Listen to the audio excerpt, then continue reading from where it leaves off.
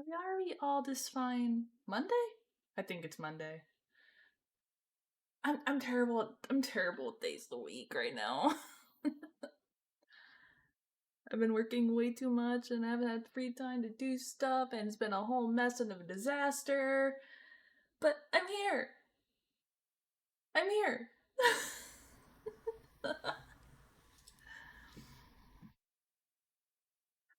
All today.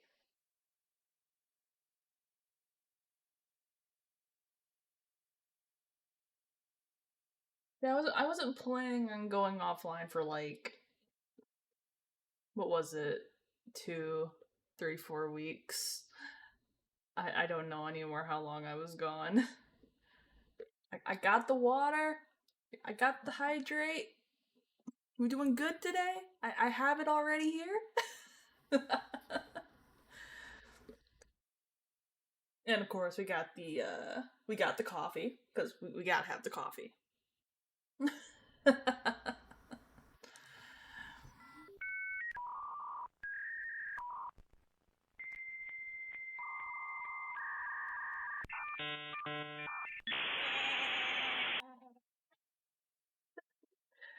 That's my brain. That has been my brain all of this month. Has just been dial up internet. Cause it's like, okay, I'm gonna go do this thing, and then I'm gonna go do this thing, and then I'm like, oh shit, I gotta do this thing now, and then everything gets thrown off. There is no, we'll do this, or we're gonna do that. It's just everywhere. I say every day to God, I hear no bell. I didn't hear no bell. It just reminds me of the discussion we were having in Discord the other day about my sister. Whenever I hear like I hear no bell, I'm almost get stuck thinking to back when I was staying with one of my family members, and his son was he's a piece of work, I'll put it that way. It lives rent free in my mind that my sister is just this like really lean, lanky stick figure build. Just sent my entire freaking cousin to the ground because he was being smart about shit. Well, actually, no, he wasn't being smart with me. Honest, he tried to assault her, and she laid him out for it. There was something stupid too.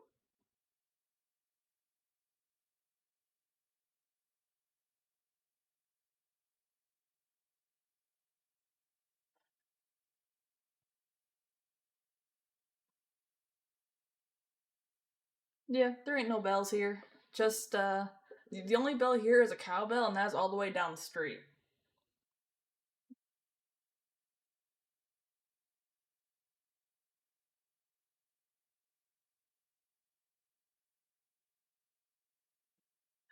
So for today, we got some videos gonna react to.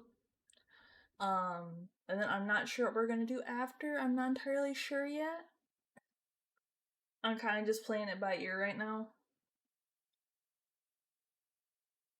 I am happy to say though that I think, which is gonna sound really, really fucked up for me to say this, because I should have been recovered from this like mid fucking July. But if everything goes well and everything keeps progressing the way it is, I will hopefully be no longer numb in October. If everything goes well.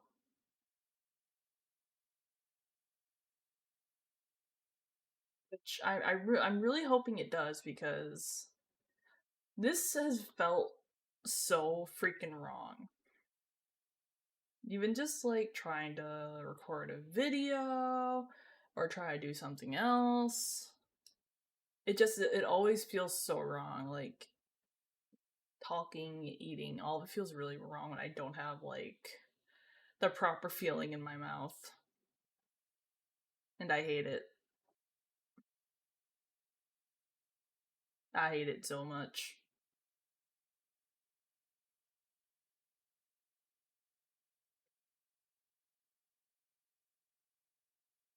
But you know what? It's fine. We make do with what we got. Don't work out. Well, that's fine. I'll just find something else. Just make it work.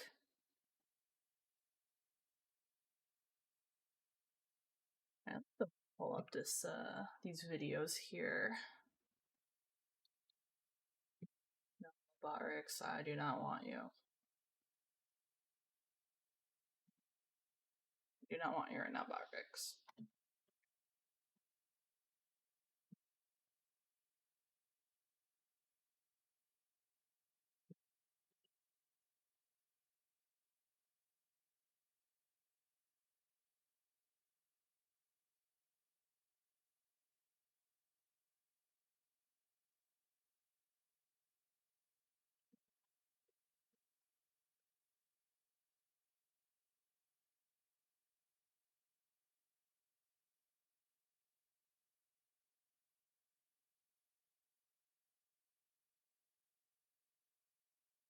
Kentucky Ballistics video too.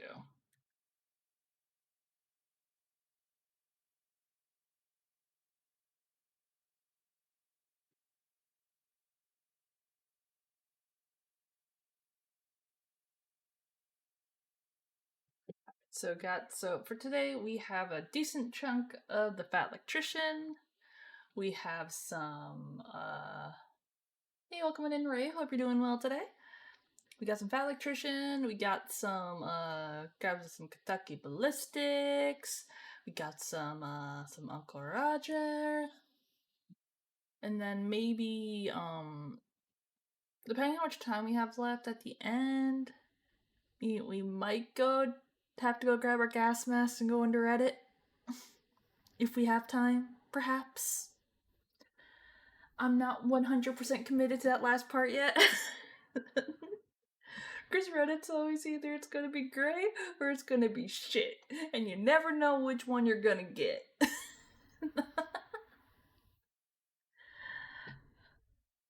Terrible.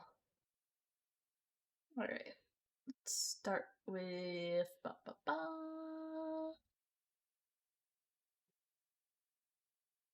We will start with...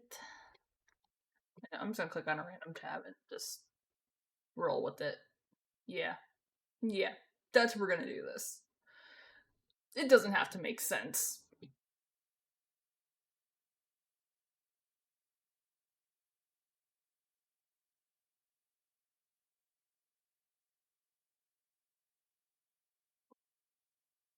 So starting with the Kentucky Ballistics video I grabbed just from my freaking homepage.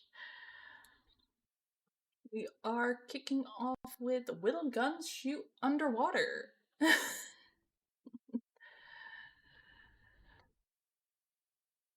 don't want to be watch some Kentucky Ballistics, so it should be good. It's a great video. I'll bet. I haven't watched as much Kentucky Ballistics as I'd like. Just like there's a lot of like Fat Electrician or like Habitual Line Crosser I've wanted to watch, but I never get around to it between work and responsibilities and stuff.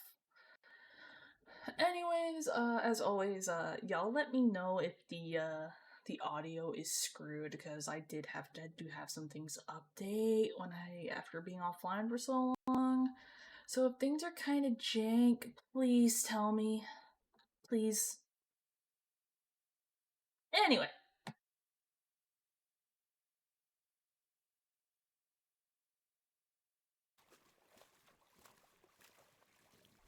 Are you having fun swimming in my pool? Oh my god, I love the little dinosaur. Get out of my pool!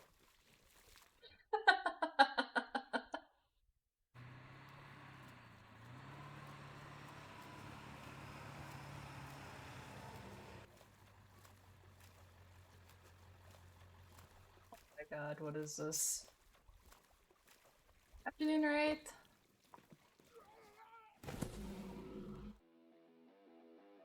This is gonna be good.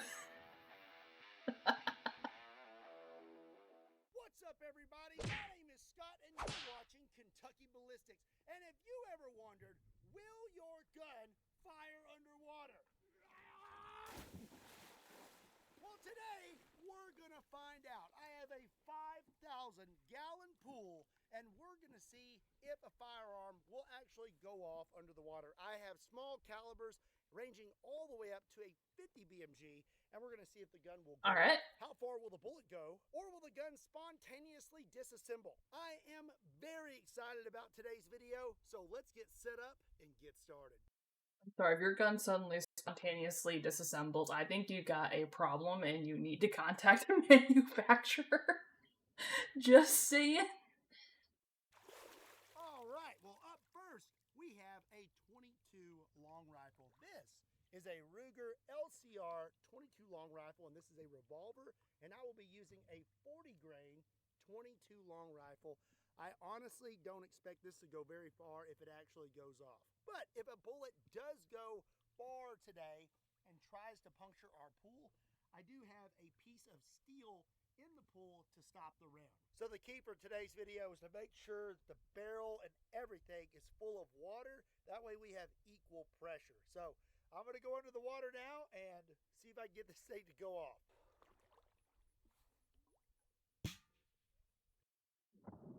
Hey! Oh, wow, okay.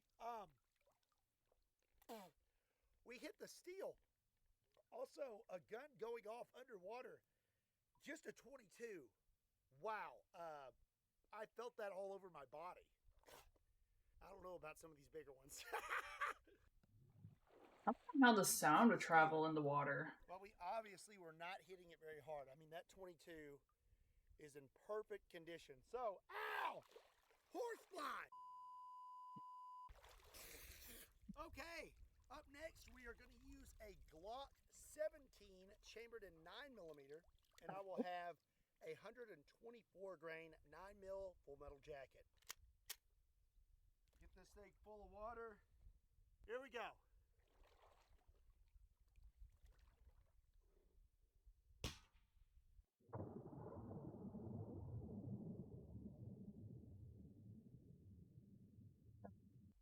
That is weird. When that goes off, like I feel it through my arm, like the water is like slapping my arm under there, and it's very loud.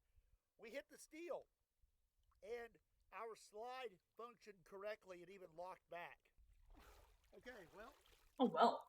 Hit the steel and then stopped right there. Again, did not do anything to that bullet. There is no deformation or anything.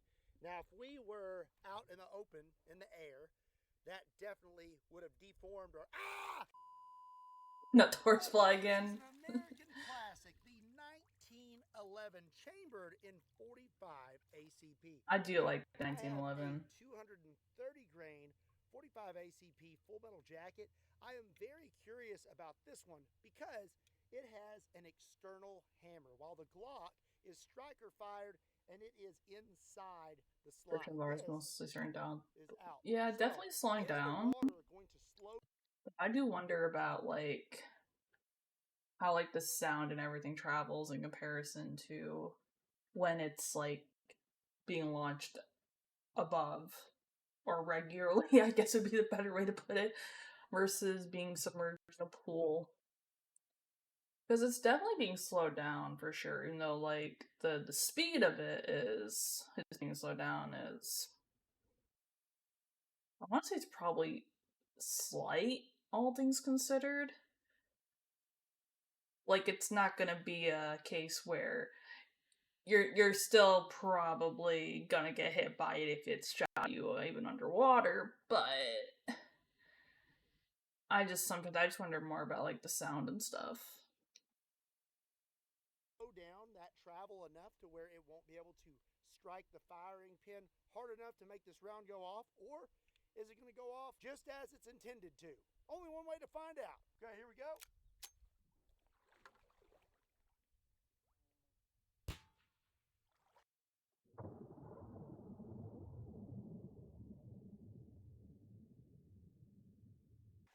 Okay, wow. All right, we hit the steel again. But I'll tell you something. That time, I've never felt that kind of a shock wave go through my fingers when firing a gun. I don't know what it is about the water. There's a little Punisher skull on it. And all that, but I am feeling a lot of not recoil, but just a like shock, like an impulse through my fingers. It's not like recoil. It literally feels like I'm slapping a table with a baseball bat. Oh! The gun. So pressure? Off. We hit the steel again and our slide lock back. It's pretty impressive.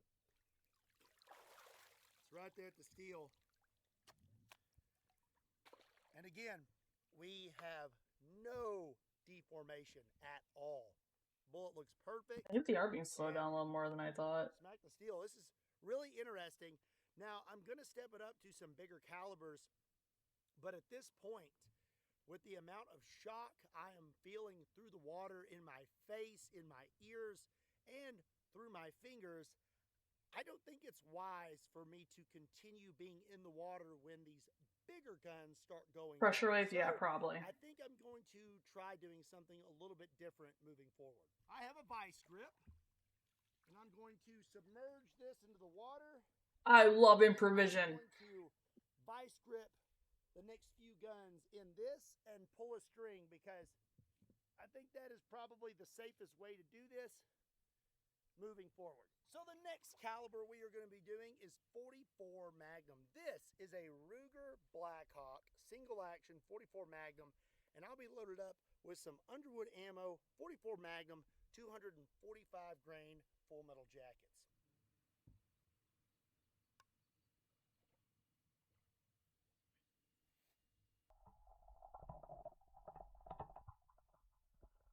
Holy sound.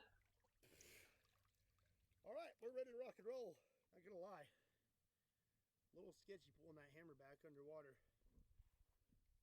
Hey, there we go. Oh, wow. That is completely different out of the pool, and I am really glad that I was not in the pool for that.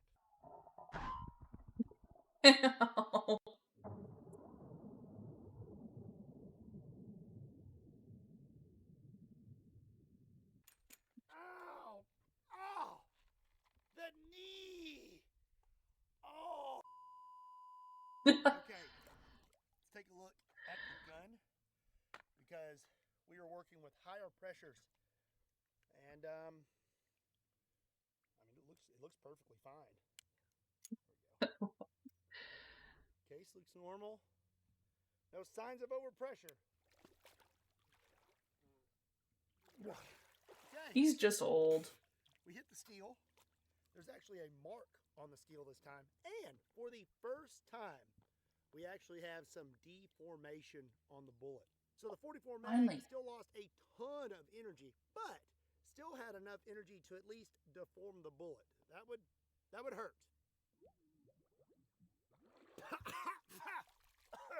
Okay, it didn't work. Up next is going to be 500 Magnum. I am very curious to see what happens when this behemoth goes off under the water. So this is a Taurus Raging Hunter chambered in 500 Magnum, and I'm going to be using some Underwood ammo, Kentucky Ballistics 600 grain hard casts. All right.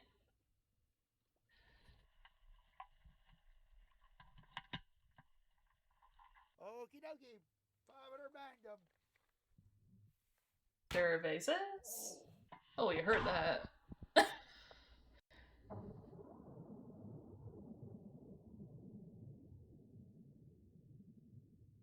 That'll hold me down. I'm like Rampage Jackson.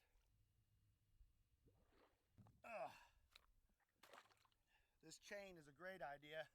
That's much easier. I should have been doing that from the get-go. The gun, I mean, to the naked eye, looks pretty good. see if we. Oh, I see the bullet right now. Okay, found the bullet. How we looking? Have deep formation that time. Jesus! Quite a bit, actually.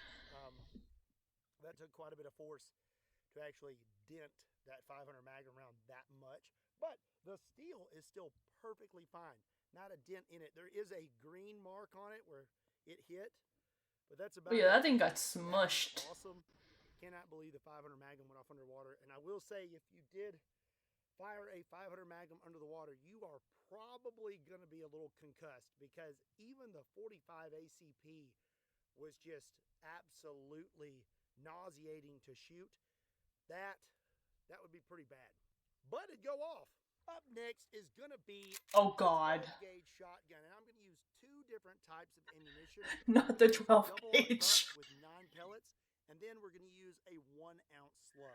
I say we start out with double aught buck. Put my chain on. Yeah, that's going to keep me down there.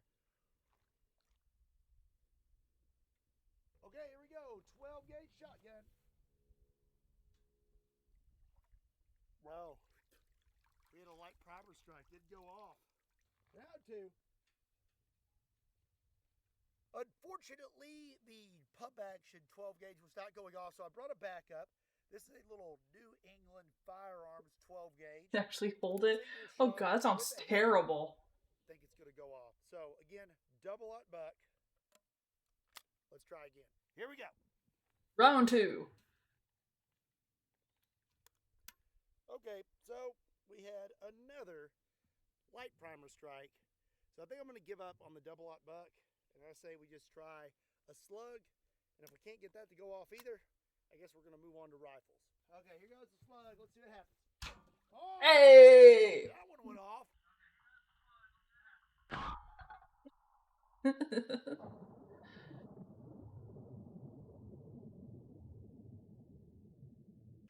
This is why yeah, for sure. 100%. Just a vice. So it broke the screw off of the shotgun. Well, this whole fore-end just broke off, but it went off. I don't see any bulges. Oh, that's tight. Oh, we got a little damage. This is broken right here. Now that may be from the vice when it went off, but that thing does not want to open. We got some damage. Okay, well we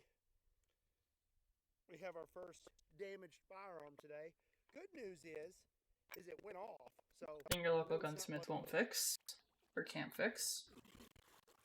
Okay, here is our slug, and it actually has some deformation. It's pretty. Actually, that almost looks like it went backwards. If I didn't know any better, I would say that it hit the steel backwards. But that is a really weird way for a slug to deform. But regardless, we got it to go off, and we hit our steel, but I broke the shotgun. So next, we are going to move on to rifles. I have 3 rifles that I'm going to use today. The first is an AR-15. This is a 20-round mag, and it's loaded up with 2 rounds of 5.56 full metal jackets. Curious to see how this goes. Where are my goggles? Mom! Where are my goggles?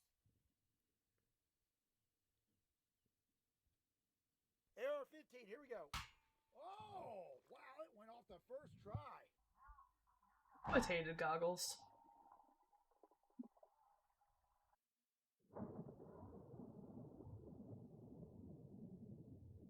How was the impact, though? We blew up the gun. Pretty sure that gun exploded. There are little springs and everything down there. Oh, wow. Okay. Okay. So first of all, I'll get the mag in just a second. But we are split right down the God top. damn. That is wild. It's completely split it. And that's all jammed up in there. The bolt's jammed in there. We created This is an expensive video. high pressure situation and completely destroyed the gun. You see that guy right there? He really hurts. I just can't get there. completely disassembled. Blew the bottom out. Springs. And then there's the second round I had in there just in case the first one didn't go off. There it is. 5.56 bullet. No deformation on this. If I had to guess, it probably got pretty squirrely when it left the barrel, but it still did hit the steel, but I guess that lost a lot of energy. Okay, the AR. Yeah, I'd imagine he wouldn't wouldn't survive underwater gunfire, but will the AK-47 survive? This is the ultimate test. Which one is better, the AR-15 or the AK-47? This is my Century Arms AK-47, and this has actually been frozen in ice for 100 days and was perfectly fine. And we have shot black powder rounds through it, so this thing has proven to be pretty tough. But today, we'll really find out how tough it is. And I will be loaded up with a 7.62 by 39 full metal jacket, and I believe these are 123 grain. AK-47 is set up, so let's see what happens. All right, here we go. Oh, wow.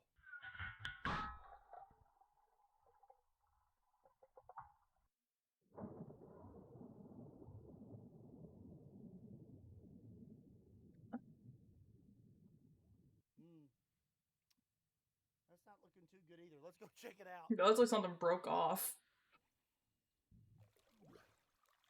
Woo! All right. So top cover blew off, which, I mean, I don't know if that's a big deal or not. Here is our spent casing, and actually, that's really interesting. If you look right there, the rim of that case almost got ripped off by the ejector. That's not normal. Now let's check out the gun. I mean, it looks pretty intact, fine, but I wonder. Regardless, it's in better shape than the AR-15, which just absolutely detonated. And our mag was okay. I'm guessing that we had a big spike in pressure, naturally, because it's underwater. But I don't think the AK-47 was damaged in any sort of way. I just think that the pressure blew the top cover off. And other than that, it seems like it's okay. I mean, this one is actually functioning. Function good. I'm going to say that the AK-47 wins. There it is. So, not a lot of deformation on that. Still looks about the same. That is really interesting. So I'm guessing these rifle rounds, them being pointed and not flat on the end, they're having a lot of trouble flying through the water. We're that close, so we're still hitting the steel, but I think if we had more water, you would definitely see this thing tumbling. I may be in a nice, cool pool right now. Oh my God. God. This moment, my neck is burning. So I considered using my Barrett 50 BMG in this video, but after seeing what happened to the AR-15 and the AK-47, I'm deciding against it. And instead, I have a Serbu RN50 chambered in 50 BMG. I'm very curious to see what happens when this goes off underwater. I know exactly how this gun fails when it's overpressured, but we're not going to talk about that. Anyways, we are going to get this loaded up with this giant 650 grain 50 BMG full metal jacket, and we're going to see what happens when a 50 BMG goes off underwater. I am yes, I know how this thing works under high pressure, so I'm going to put it underwater and fire it. What could possibly go wrong? Always a little bit nervous when loading the RN50, but today I'm going to have a whole new level of anxiety when trying to set this thing up and get it ready to fire underwater.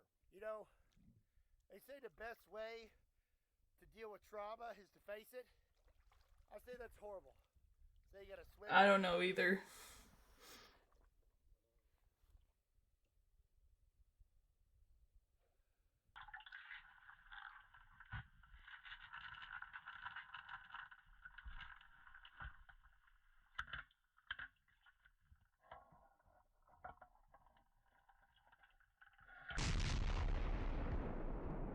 All right, here we go. RN50 underwater.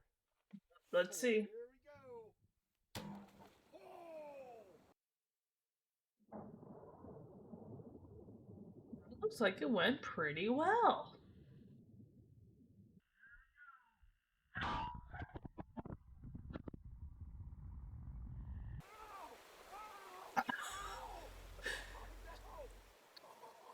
Well, What? What happened?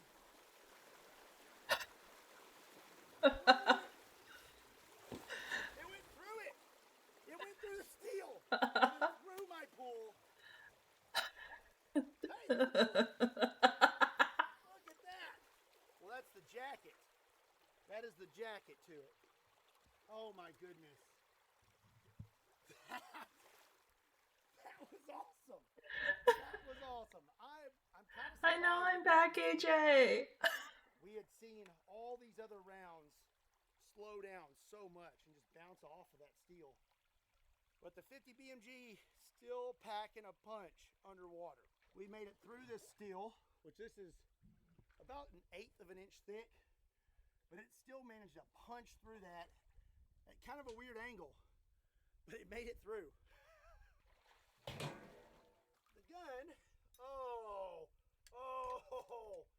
okay. We took some more damage than it looked like. That may happen. Guess it came out of the vise and then punched my grip and completely broke it. But that's okay. That's an easy fix. Grip's replaceable. Let's actually check out the gun. It does not appear to be cracked or anything like that. Oh, okay. We definitely had some overpressure in the gun because I can't get that undone. And that is a very bad sign, at least for this gun in particular, if the cap won't come off. So that's stuck on there pretty good. So we definitely had overpressure, but I guess not enough to actually detonate the gun. So I learned a lot today. Guns will in fact go off underwater. The bullets may not perform exactly how you want, and when you get up into the bigger calibers and more higher pressured rounds, you may experience some failures. I also learned that if you are underwater when a gun goes off, there's a good chance you may be concussed, especially if you were under the water with a 500 Magnum or a 50 BMG. I hope you enjoyed today's video. If you did, do me a big favor and give it a like and make sure you hit that subscribe button. Horseflies. Also, be sure and check me out on all other social media platforms. Links to those can be found in the description down below, along with a link to KentuckyBallistics.com, just in case you want to pick up a shirt. And as always, my name is Scott. Thank you so much for watching Kentucky Ballistics. I'll see you next time. Not the cannon. Not the pool.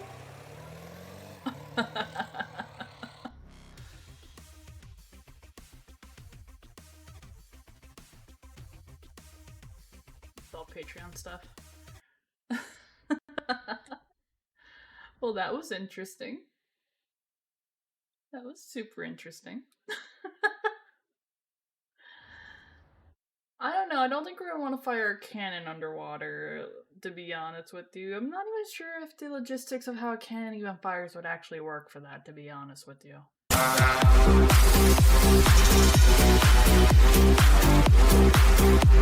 not supposed to be that loud. Jesus fuck, I knew something got fucked up when I had everything updated. Nerfed! Thank you so much for the resub. I didn't put good underwater.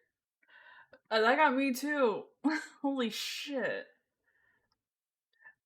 It's always something. When something updates somewhere, something gets fucked up.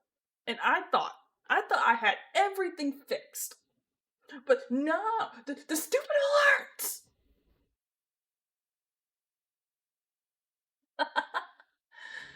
Well, at least it's fixed now. That one shouldn't go off really loudly now.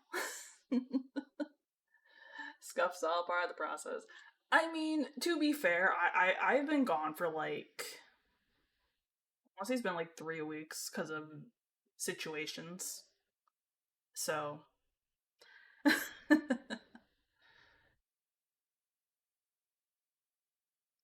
Thankfully, I think my model doesn't usually have too many issues, usually. My only issue is, accidentally toggling an outfit that I haven't really technically revealed English. So, that's my usual issue.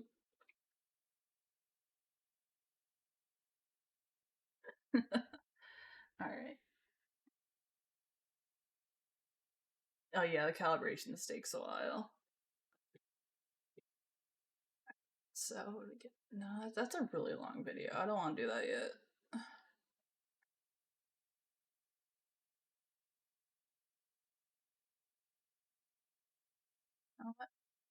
We're gonna go jump on over to the Fat Electrician. Which I saw this video was suggested to me in Discord earlier, so we're going there.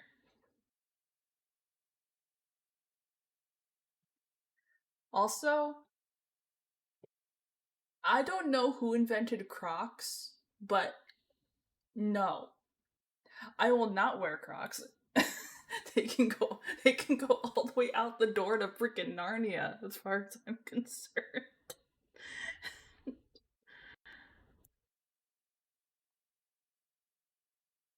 What? Rocking weird.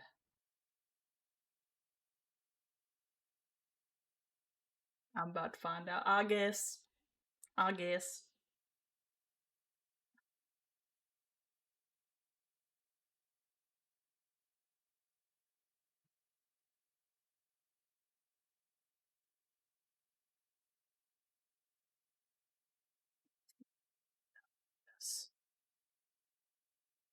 that should fix it. I don't like how they feel. Okay? That's all there is to it. I don't like how they feel. There's also the whole design thing, but I don't like how they feel usually. This one would be unhinged, and you still kept requesting it, so this one's your fault. Today we're talking about Crocs. Okay, I'm not going to go into depth explaining what Crocs are. Okay, you know what Crocs are. It's the official footwear of people that don't give a single fuck about anything, and parents that are too lazy to tie their kids' shoes, went to JCPenney's, saw the shoes with the Velcro, and were like, that's still too much work. Give me the miniature Jason This Voorhees tracks. mask and get it on my kid's foot so I don't have to do anything. Who do you think you are? Okay, before you get all butthurt, my kids have Crocs too, okay? I am also that parent. In fact, Cutter, Cash! Run! It's a stampede! Boys, show the people your Crocs. What kind of Crocs do you got? You got Hot Wheel Crocs? And Cutter's got Minecraft Crocs with his Minecraft shirt, because everything's got to be Minecraft. That's adorable. Yeah. Exactly. All right, good job. See you boys later. See you, Dad. Love you.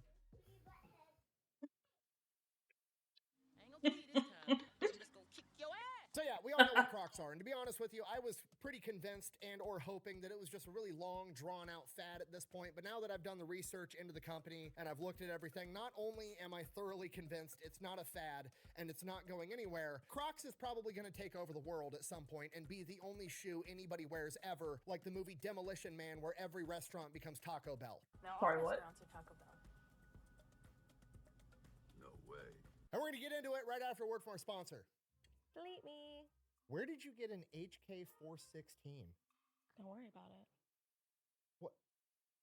Where are you going? Is that my Blood Diamond shirt? All right, here's the deal. Super simple, straightforward business model. You give them money, they turn around and make sure the data... I always love brokers his aren't delete selling me your personal adverts. information. What does that even mean? Okay, here's the entire internet and every free service on the planet inside of a nutshell, okay? There's a saying, if you're not paying for the product, you are the product. What that means is pretty much anything on the internet that you use, that's a service, whether that be Google, Facebook, Instagram, Snapchat, all Drop of it. the movie in It's all Discord ads. for me, because I don't know what it Two is. things happening. They're either going to feed you ads, and that's how that company makes money, money since their service is free, or they're going to collect your personal information, then turn around and sell it to data brokers on the internet, and then they're going to turn around and sell it to whoever buys it, and next thing you know, you're getting 17,000 robocalls every single day. And that's where Delete Me comes in. They will look through all the major data brokers and find the ones that are selling your personal information and submit opt-out requests on your behalf, and then they are legally obligated to comply. And then they'll continue to monitor these data brokers, and if they get your information again, Delete Me will submit an opt-out request again. Basically, you're paying Delete Me to get rid of all the downsides of all of the free stuff on the internet, which I think is absolutely worth it. If you want to check them out, I'll have a link and a discount code down below. Let's get back to the video. All right, our story begins like all great stories with a boys trip between three homies, Lyndon, George, and Scott, and they go out on this fishing trip in the Caribbean, and Lyndon brings with him this ugly ass pair of foam clogs for his fishing shoes. He picked them up on his last fishing trip in Quebec from some Canadian company called Foam Creations, and they were marketed as like these boat shoes that were really good for boating because, you know, they're foam, they're super comfortable. Because they're foam, they're waterproof, they're odor resistant. If they fall in the water, they float, so it's not going to sink to the bottom of the ocean. And for that, they were pretty great. The only problem, obviously, they're ugly and dorky looking, so his two friends did the appropriate thing that dudes do, and they roasted him for it the entire time. Question for you. What are those? But then he ends up convincing them to try it on, and holy shit, they're awesome. It was actually worth it. It's like doing a silk bag full of puppy ears. Call. How the hell would you even know what that felt like? They literally go from, those shoes are hideous and stupid, keep them away from me, to, hey, it's my turn to wear the sandals. I've got it. Donnie. I'll give it back to Thad, but I just need one more night with this, please. Now, all three of these friends are like successful entrepreneur type people, and they're like, okay, we should actually buy up this company and start selling these shoes, and we could probably even make the product better. And George is like, yeah, we could start adding a bunch of different colorways and then have color options for everybody. Which, to be fair, good idea, but Scott has the ultimate idea. We should put a strap on the back so this bad boy's got four-wheel drive, and then when we don't want to be in sport mode, we can flip it forward and still wear them like normal sandals. You did. You crazy son of a bitch, you did. Okay, history has just been made. They end this fishing trip, they immediately go to that Foam Creations company out of Canada, and they obtain a licensing agreement. Not only is Foam Creations going to make the shoes for them, they also have exclusive rights to Croslite, which is a special type of foam that Crocs are made out of. So they pull some money together, get 200 pairs made, and then that same year in 2002, they This go is to not the Fort rabbit Lauderdale hole I boat show, expected. set up a table, and are literally at this boat show overhanding Crocs at people that are walking by, and then when they stop because they just got hit with a fucking shoe and they're like, why? The person's like, hey, just try them on. And they end up selling all 200 pairs in like a couple of hours. And from here, they're off to the races. It's all downhill from here. Crocs are like a plague. They're like vampires, okay? Because now those 200 people are gonna go home, they're gonna force all their buddies to try on these funky looking shoes, and everybody's gonna be like, oh my God, and then they're gonna go buy a pair too. And that's exactly what happens. In 2003, they sell 76,000 pairs, and then in 2004, they have so much money that they just buy out Foam Creations as a whole. Now they own the factory and they own the patent for the special foam Croslite, so nobody's ever going to be able to copy them. Which is a brilliant idea because Crocs are like the easiest shoes on the planet to make. It's literally an injection molded shoe. You just liquefy the resin, shoot it inside of the mold, wait 10 minutes, pull it out, ta-da, you've got a fucking Croc. Then in 2005, they rebrand and officially become Crocs. They named it that because crocodiles can be in both land and in sea, and they're super tough and they last forever. Then they launched their first big marketing campaign with the slogan, "Ugly is beautiful," which is absolutely perfect for Crocs. These guys are experienced entrepreneurs. They're 2 years into this. They're already completely vertically integrated, and they know exactly what makes them successful. Okay, and I know what you're thinking. Why is ugly is beautiful a genius idea, right? It's like saying hot is cold. You're saying two things that are objectively not the same thing are the same thing. How is that the key to success? Okay, let me lay this out for you. You see, Crocs are a lot like pugs. Pugs are a genetic abomination that would not exist on this planet if it were up to evolution and natural selection. But somehow, they're absolutely everywhere, and they're thriving, and it comes down to the simple fact that they are so ugly that the apex predator on the planet, human beings, look at them and go, haha, that shit's funny, I'm gonna keep one. In the same way that humans have taken a badass wolf out of the forest and through selective breeding turned it into a pug, Scott, George, and Lyndon have taken Air Jordans and Timberlands and all the other cool footwear to ever exist and turned it into a Croc and said, look at this fucking abomination, try it on. It's actually an upgrade. Upgrade, you say? Yes, sir. Oh. Don't mind if it do. Okay, if you're not picking up what I'm putting down, I'm trying to explain to you that they finally unraveled how to market this to normal, everyday people, right? Because up until now, they're just marketing it as a boating shoe, but now they've figured out how to weasel their way into the common zeitgeist and get everybody to buy this shit. If you want to look sporty and cool, you buy Nike. If you want to look sporty and not cool, you buy Adidas or Skechers. If you want to look like a blue-collar guy, you buy yourself some work boots. If you want to look like a blue-collar guy but don't actually want to work, you buy yourself some Timberlands. And if you want to look like a blue-collar guy but only want to work like 6 hours a week at a coffee shop and then Not the bitch about Timberland patriarchy and shade. social justice online the rest of the time, you buy yourself some Doc Martens, you know, that shoe that was invented by a Nazi doctor in World War II, because nothing says social justice quite like that. You're saying yes. Let's talk about fine. Don't worry, I got more. If you could almost do a kickflip 20 years ago and now both your knees crack when you get out of bed, you probably wear Vans. And if it's fall and you want to send out the message that you're not like all the other girls, you probably wear Ugg boots, you know, like all the other girls. I'm sorry, but the test was positive. I always thought they were ugly. You're a basic bitch. And then if you want to let everybody know that you don't wear deodorant, you have a small collection of crystals, and you blame all your shitty character flaws on astrology, you probably wear Birkenstocks. There, is everybody offended? We're all equal now. Good, moving on. I just want to say, I feel like almost everything he just said is on point. down to the very like types of shoes and people.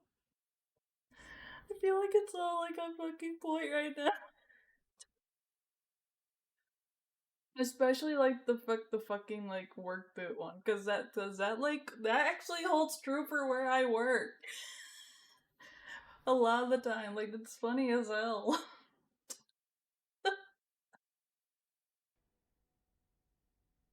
Enough?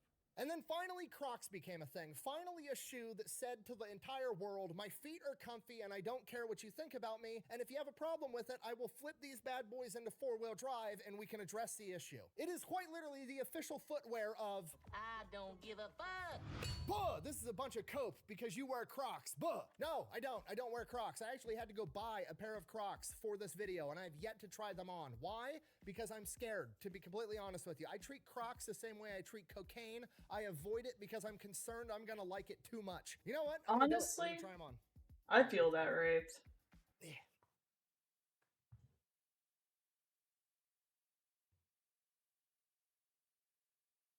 I don't care much It's for the gonna be an issue. brand, as Oh, long that's as they're gonna be tough. comfortable. They're even comfier than I thought. I don't know how that's possible. You know what? Fuck it. My feet are comfy. I don't care. King Arthur couldn't pull me out of these shoes. Sorry, we're completely unhinged at this point. We got to get back to the story. So 2025, they start marketing to absolutely everybody. And if we pull up the stock chart, you can see it goes pretty fantastic. They become a full-blown fad. People absolutely love them. Because of that, they take the company public and they end up raising $208 million, which is the highest IPO for a shoe company ever. They then use some of that money to double down on the quirky ugliness and they buy out a company called Jibbitz. Jibbitz was a company making those little tiny plastic things that you can shove inside the hole of a Croc that shows off, like, I don't know, your favorite sports team or your favorite cartoon character or a Croc, you know, in case you want somebody to look at your Croc wondering what type of shoes you like, so you have a Croc Jibbit on your Croc. Guess who's back? Basically, they just allowed more customization. They could allow your particular flavor of ugly. And to be fair to Croc, I do respect the fact that they actually bought this company out, because I'm fairly confident there's no way this company had a patent on a chunk of plastic that fits inside of a hole. They probably could have just started manufacturing it themselves, brought about the end of that company, but they paid them out like $10 to $20 million instead. So I respect that part. All right, on to 2027.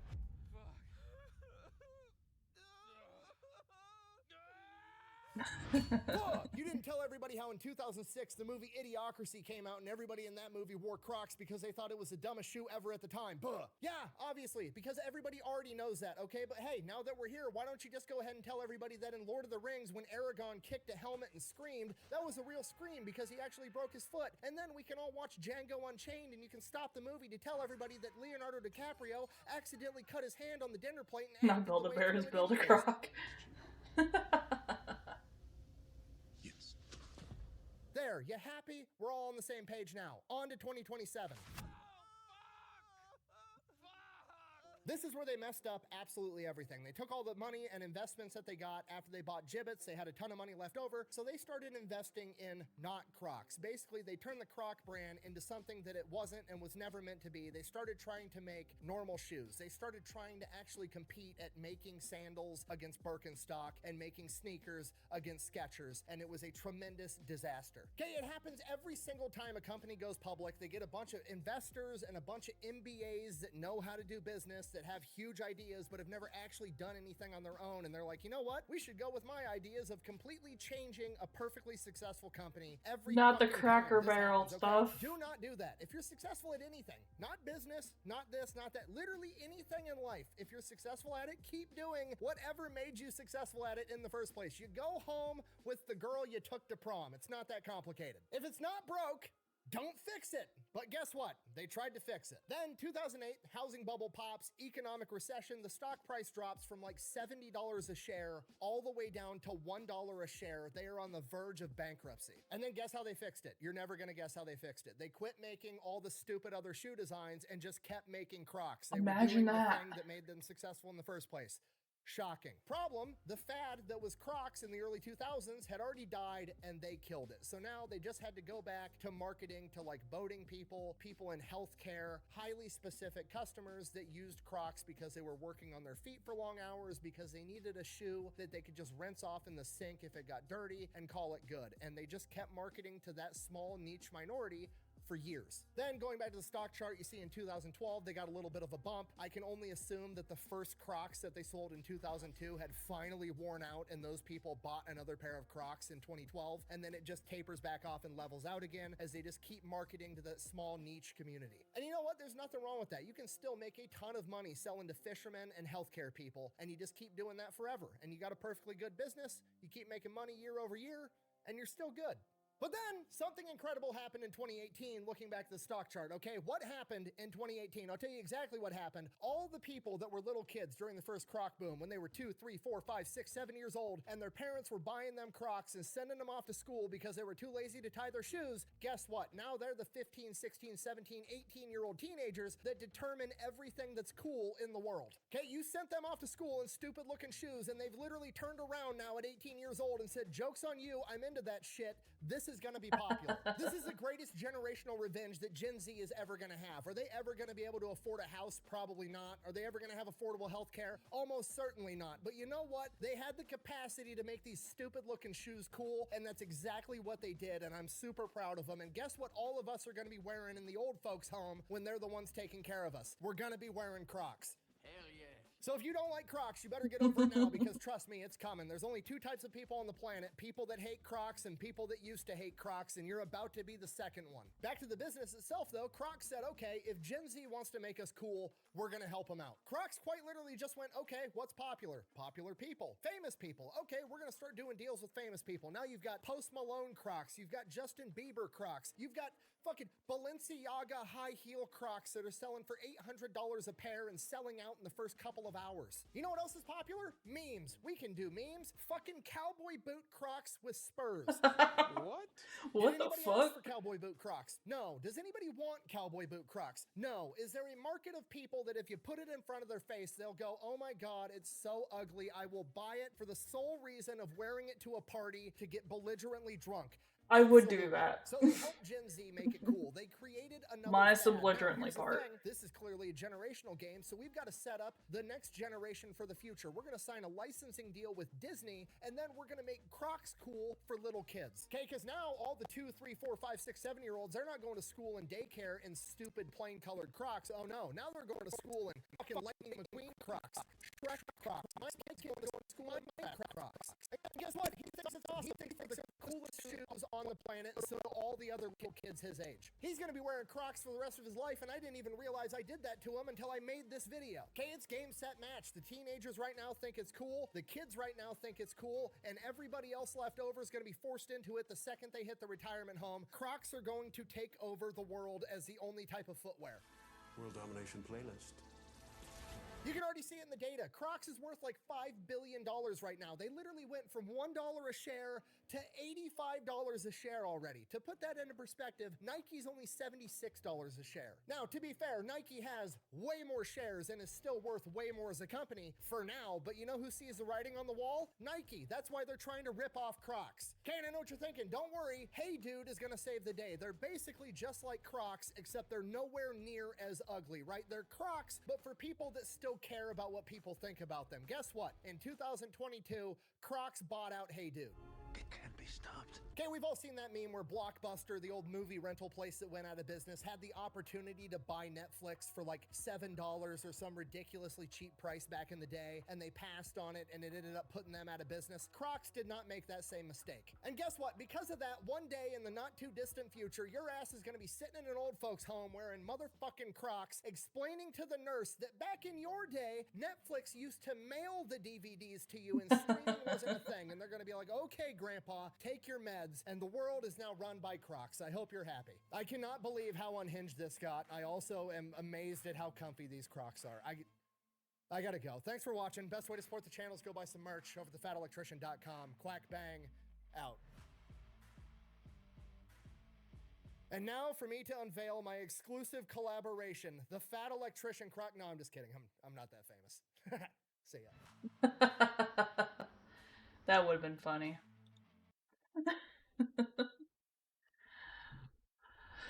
Well, that was interesting. I don't even know what to make of that. I don't even know. Like, huh. Like, I've never worn Crocs at all. So I have like no idea really. I'm just a little like they can't be that comfortable, can they? Because like I wouldn't really know, because every single job that like I've had, I could not wear or have Crocs for in any capacity. They were not in the allowed footwear. Because I had to have closed steel toe boats of stuff. So Crocs weren't ever even an option at all in any capacity.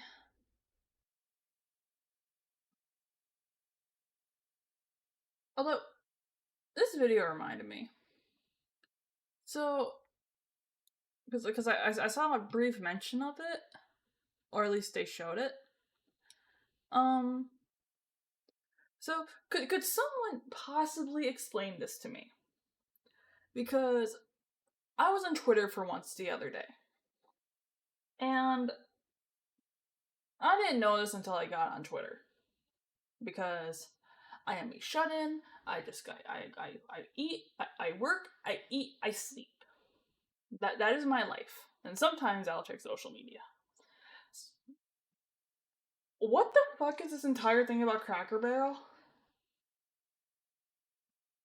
Like, I know the whole, like, changing the logo thing that happened, which I don't like the new logo. I'm gonna say that.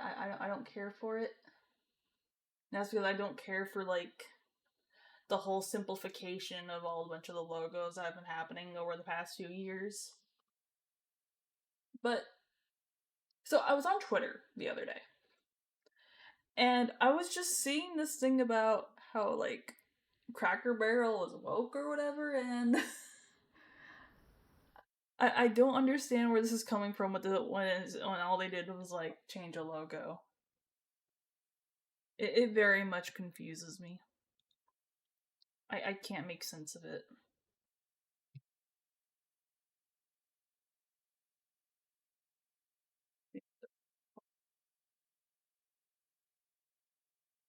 Wait. So are you telling me that they're not gonna have that, like, that older, like, Americana vibe anymore?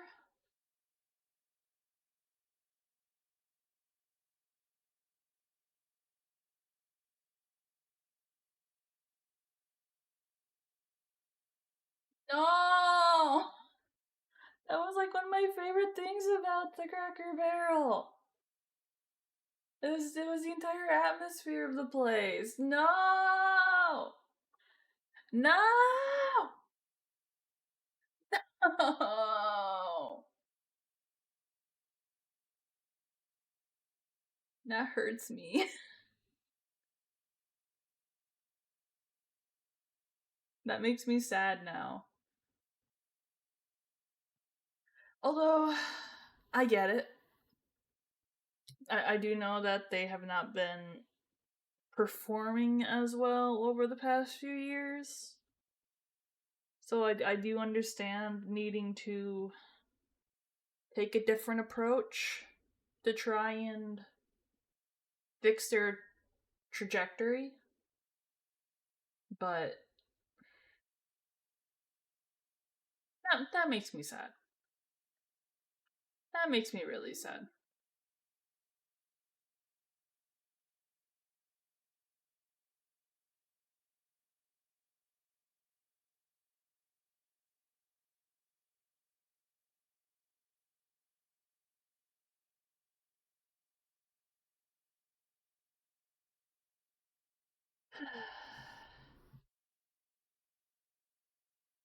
Like the logo change I'm kind of whatever about, but that makes me sad.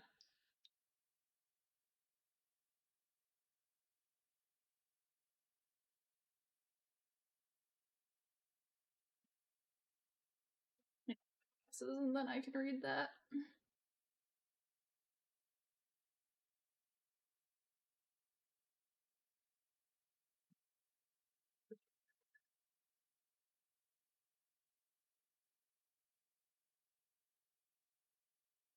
Yeah, I don't think they should have like they definitely shouldn't have went like full scale.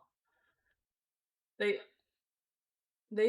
I think they would have been better off if they had picked like a couple of their larger stores or larger restaurants and they tested it small scale first. See how it works. See how it's received before pouring all this money into rebranding and relaunching the inside, relaunching and redesigning and everything else. But when has corporate ever made sense? Oh, they don't. They never have.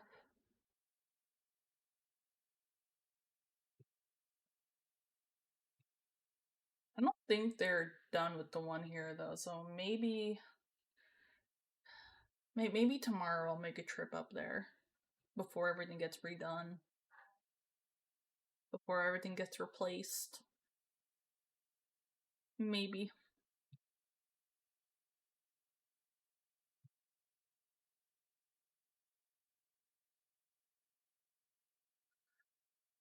What else do we have?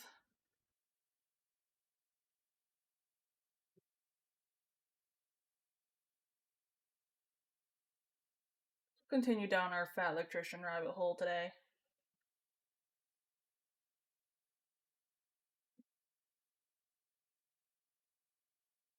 So this one is the FEMA of Texas, Heb the grocery store. I don't know much about Heb. Like, I know very little about it. Like, I know that that sometimes they have like international foods for certain things, but like outside that, I don't know shit.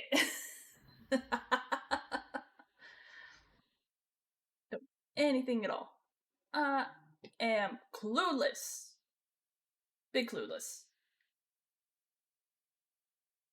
No, they don't even have Heb around here anyway, so like I'm going to assume it's at least some sort of like grocery store or something.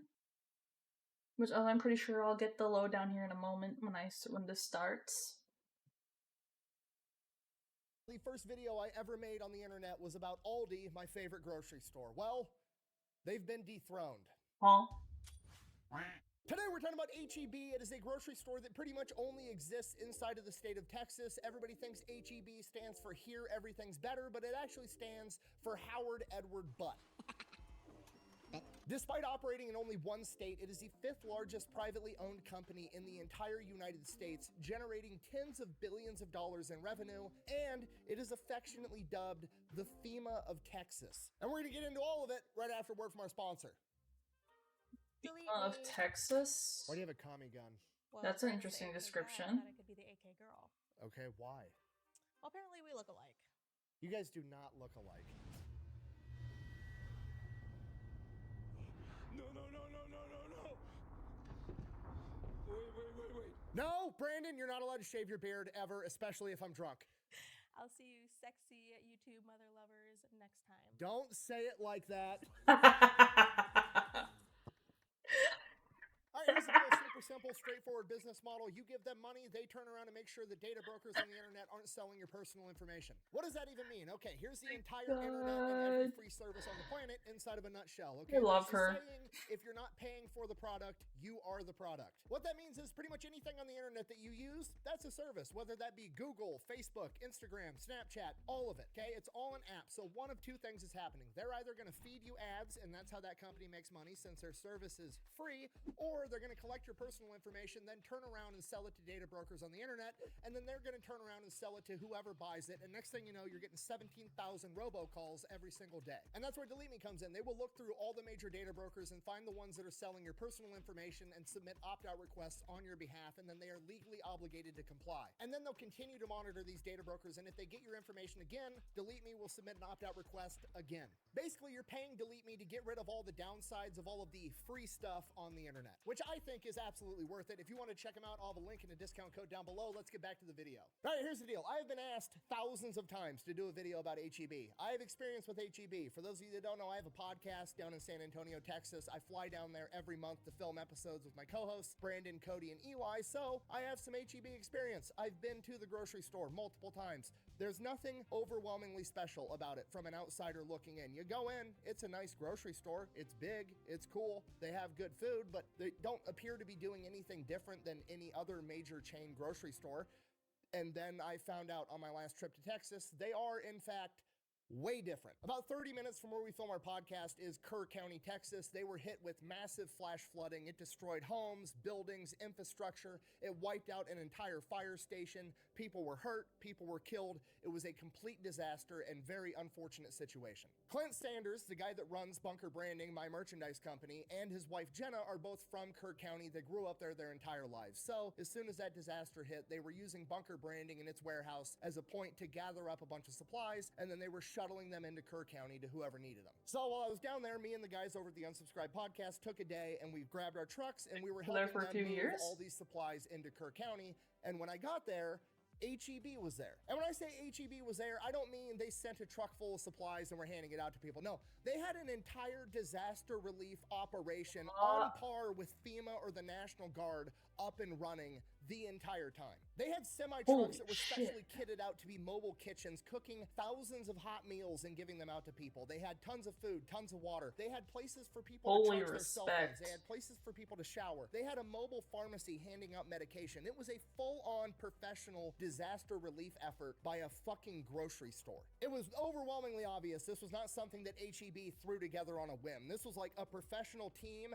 with professional equipment doing this job, and it's ran by a grocery store. So naturally, I had some questions. So I started asking the people around, and that's when I find out that, you know, they all love H-E-B. They're literally nicknamed the FEMA of Texas, and H-E-B responds to natural disasters in Texas and the surrounding area, usually faster than the United States government does. And that's great. That's awesome. They're doing fantastic things, but my business brain is like, how in the fuck is that possible? Because I know that grocery stores are one of the most cutthroat, razor-thin margin industries that you could possibly operate in. Hy-Vee, for example, which is like the major chain grocery store in the Midwest, operates on a 1% profit margin. For every dollar they sell, they make 1 penny. So how on earth is H-E-B making so much money selling groceries that they're able to basically fund their own version of FEMA and do all this charity work? Clearly, they're doing something different than everybody else, and I was determined to figure out what it was, so Let's take it from the top. All right, our story begins in the early 1900s with the parents of HEB, Howard Edward Butt,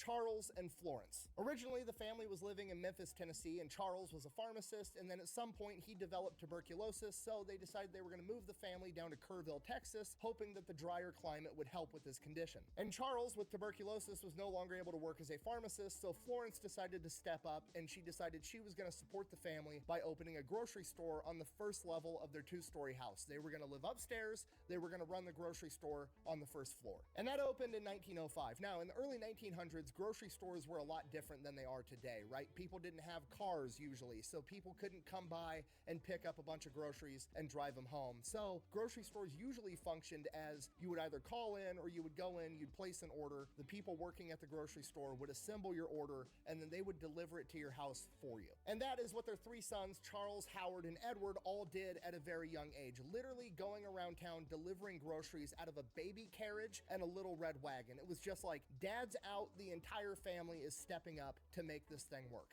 This goes on pretty much their entire childhood. They grow up, all the boys go off to fight in war. They come back from World War I, and one of their three sons, Howard, takes over the grocery store and retires his mother, Florence. So Howard's running the show now, and by 1922, he has a stroke of genius. He sees the writing on the wall. Automobiles are becoming more and more prevalent, and hey, people would probably be willing to come pick up their own groceries and pick them out themselves. So he changes the entire function of the grocery store and is really one of the early adopters of what is a modern grocery store. He changes the name of the grocery store to CC Butt Grocery, CC standing for cash and carry, telling the audience, hey, you bring in cash, you carry your shit out, you fuck off. We're not going to deliver groceries anymore. And this is genius because in exchange for that, he's saving time, money, and labor by not having to pick out all the groceries and not having to pay a delivery guy to take the groceries to your house.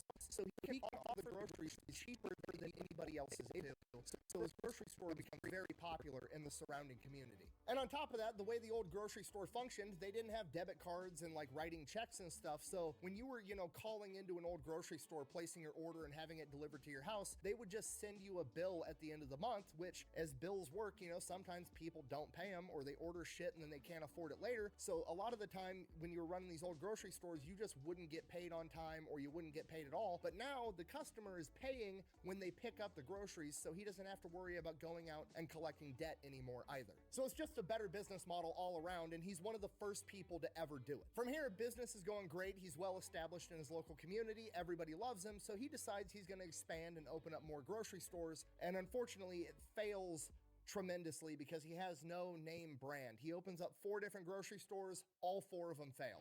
Unexpected problems? Good. We have the opportunity to figure out a solution. And because this guy's a business genius, he realizes it's not his company, it's not the way he does things, it's not the way he runs things. He just doesn't have the right marketing. He doesn't have the name brand.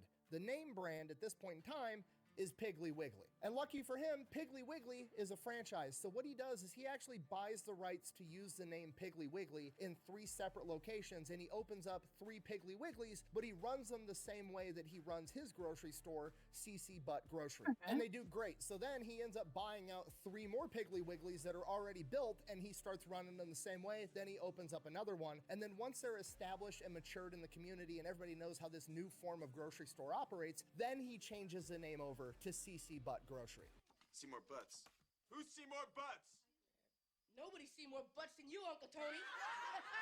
It's like grocery store guerrilla warfare. It's fucking beautiful. By 1935, all the other grocery stores are doing the same thing he was originally doing, so that wasn't really special anymore. So he renames the grocery stores again from Cash and Carry because it's no longer needed. It's just obviously implied at this point. So he renames it H.E. Butt, Howard Edward Butt Grocery. Hilarious. I'm trying so hard not to make fun of their last name, but he keeps picking the worst possible names possible. C-Butt, He-Butt, just, yeah. Always he But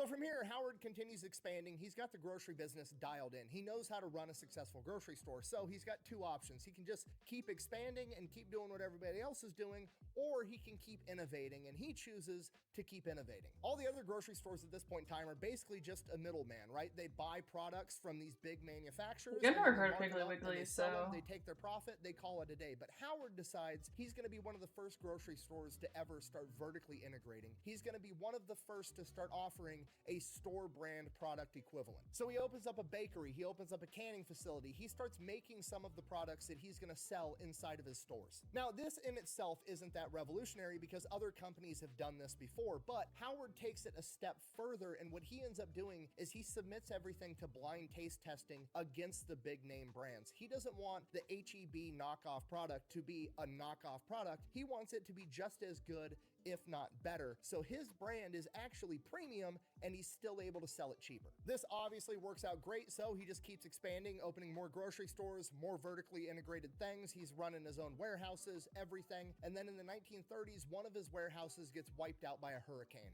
And unlike everybody else affected by this hurricane, Howard decides he's going to keep his grocery stores open, and he's actually going to get involved with the disaster relief, starting the company tradition of helping with natural disasters inside of Texas. Fast forward to World War II, Howard is now basically a major food manufacturer as well, so he uses his canning facilities and bakeries and everything else to help with the war effort, getting food to the front lines. Then World War II ends, Howard renames the company from H.E. Butt to just what we know today as H.E.B., and he becomes one of the first grocery stores to invest in a frozen food section. And this is one of those things that doesn't seem like a big deal, it seems like something fairly obvious, but right at the end of World War II was when mass refrigeration really started to come out. People started to have freezers in their homes, so being one of the only places where you could go and buy a tub of ice cream and bring it back home was a humongous fucking deal. When the fuck did we get ice cream? I cannot stress to you enough how insanely popular ice cream was in the years leading up to, during, and right after World War II. It's one of those things that kind of flies under the radar, but have you ever noticed with like senior citizens today that there's a humongous ice cream culture? Like they all love having ice cream with dinner. They all had like ice cream socials back in the day. It's all because of history, right? Because during Prohibition in the 1930s, all these bars basically woke up one morning and the government said, hey, guess what? You can't sell booze anymore, which is the only product that you were selling. So bars all over the country overnight basically had to turn themselves into soda shops and ice cream parlors. And those soda shops and ice cream parlors are what filled the social void that bars left behind. So ice cream became incredibly popular. And now one of the only places that you can go buy it in bulk in the entire United States is a grocery store in Texas called H-E-B.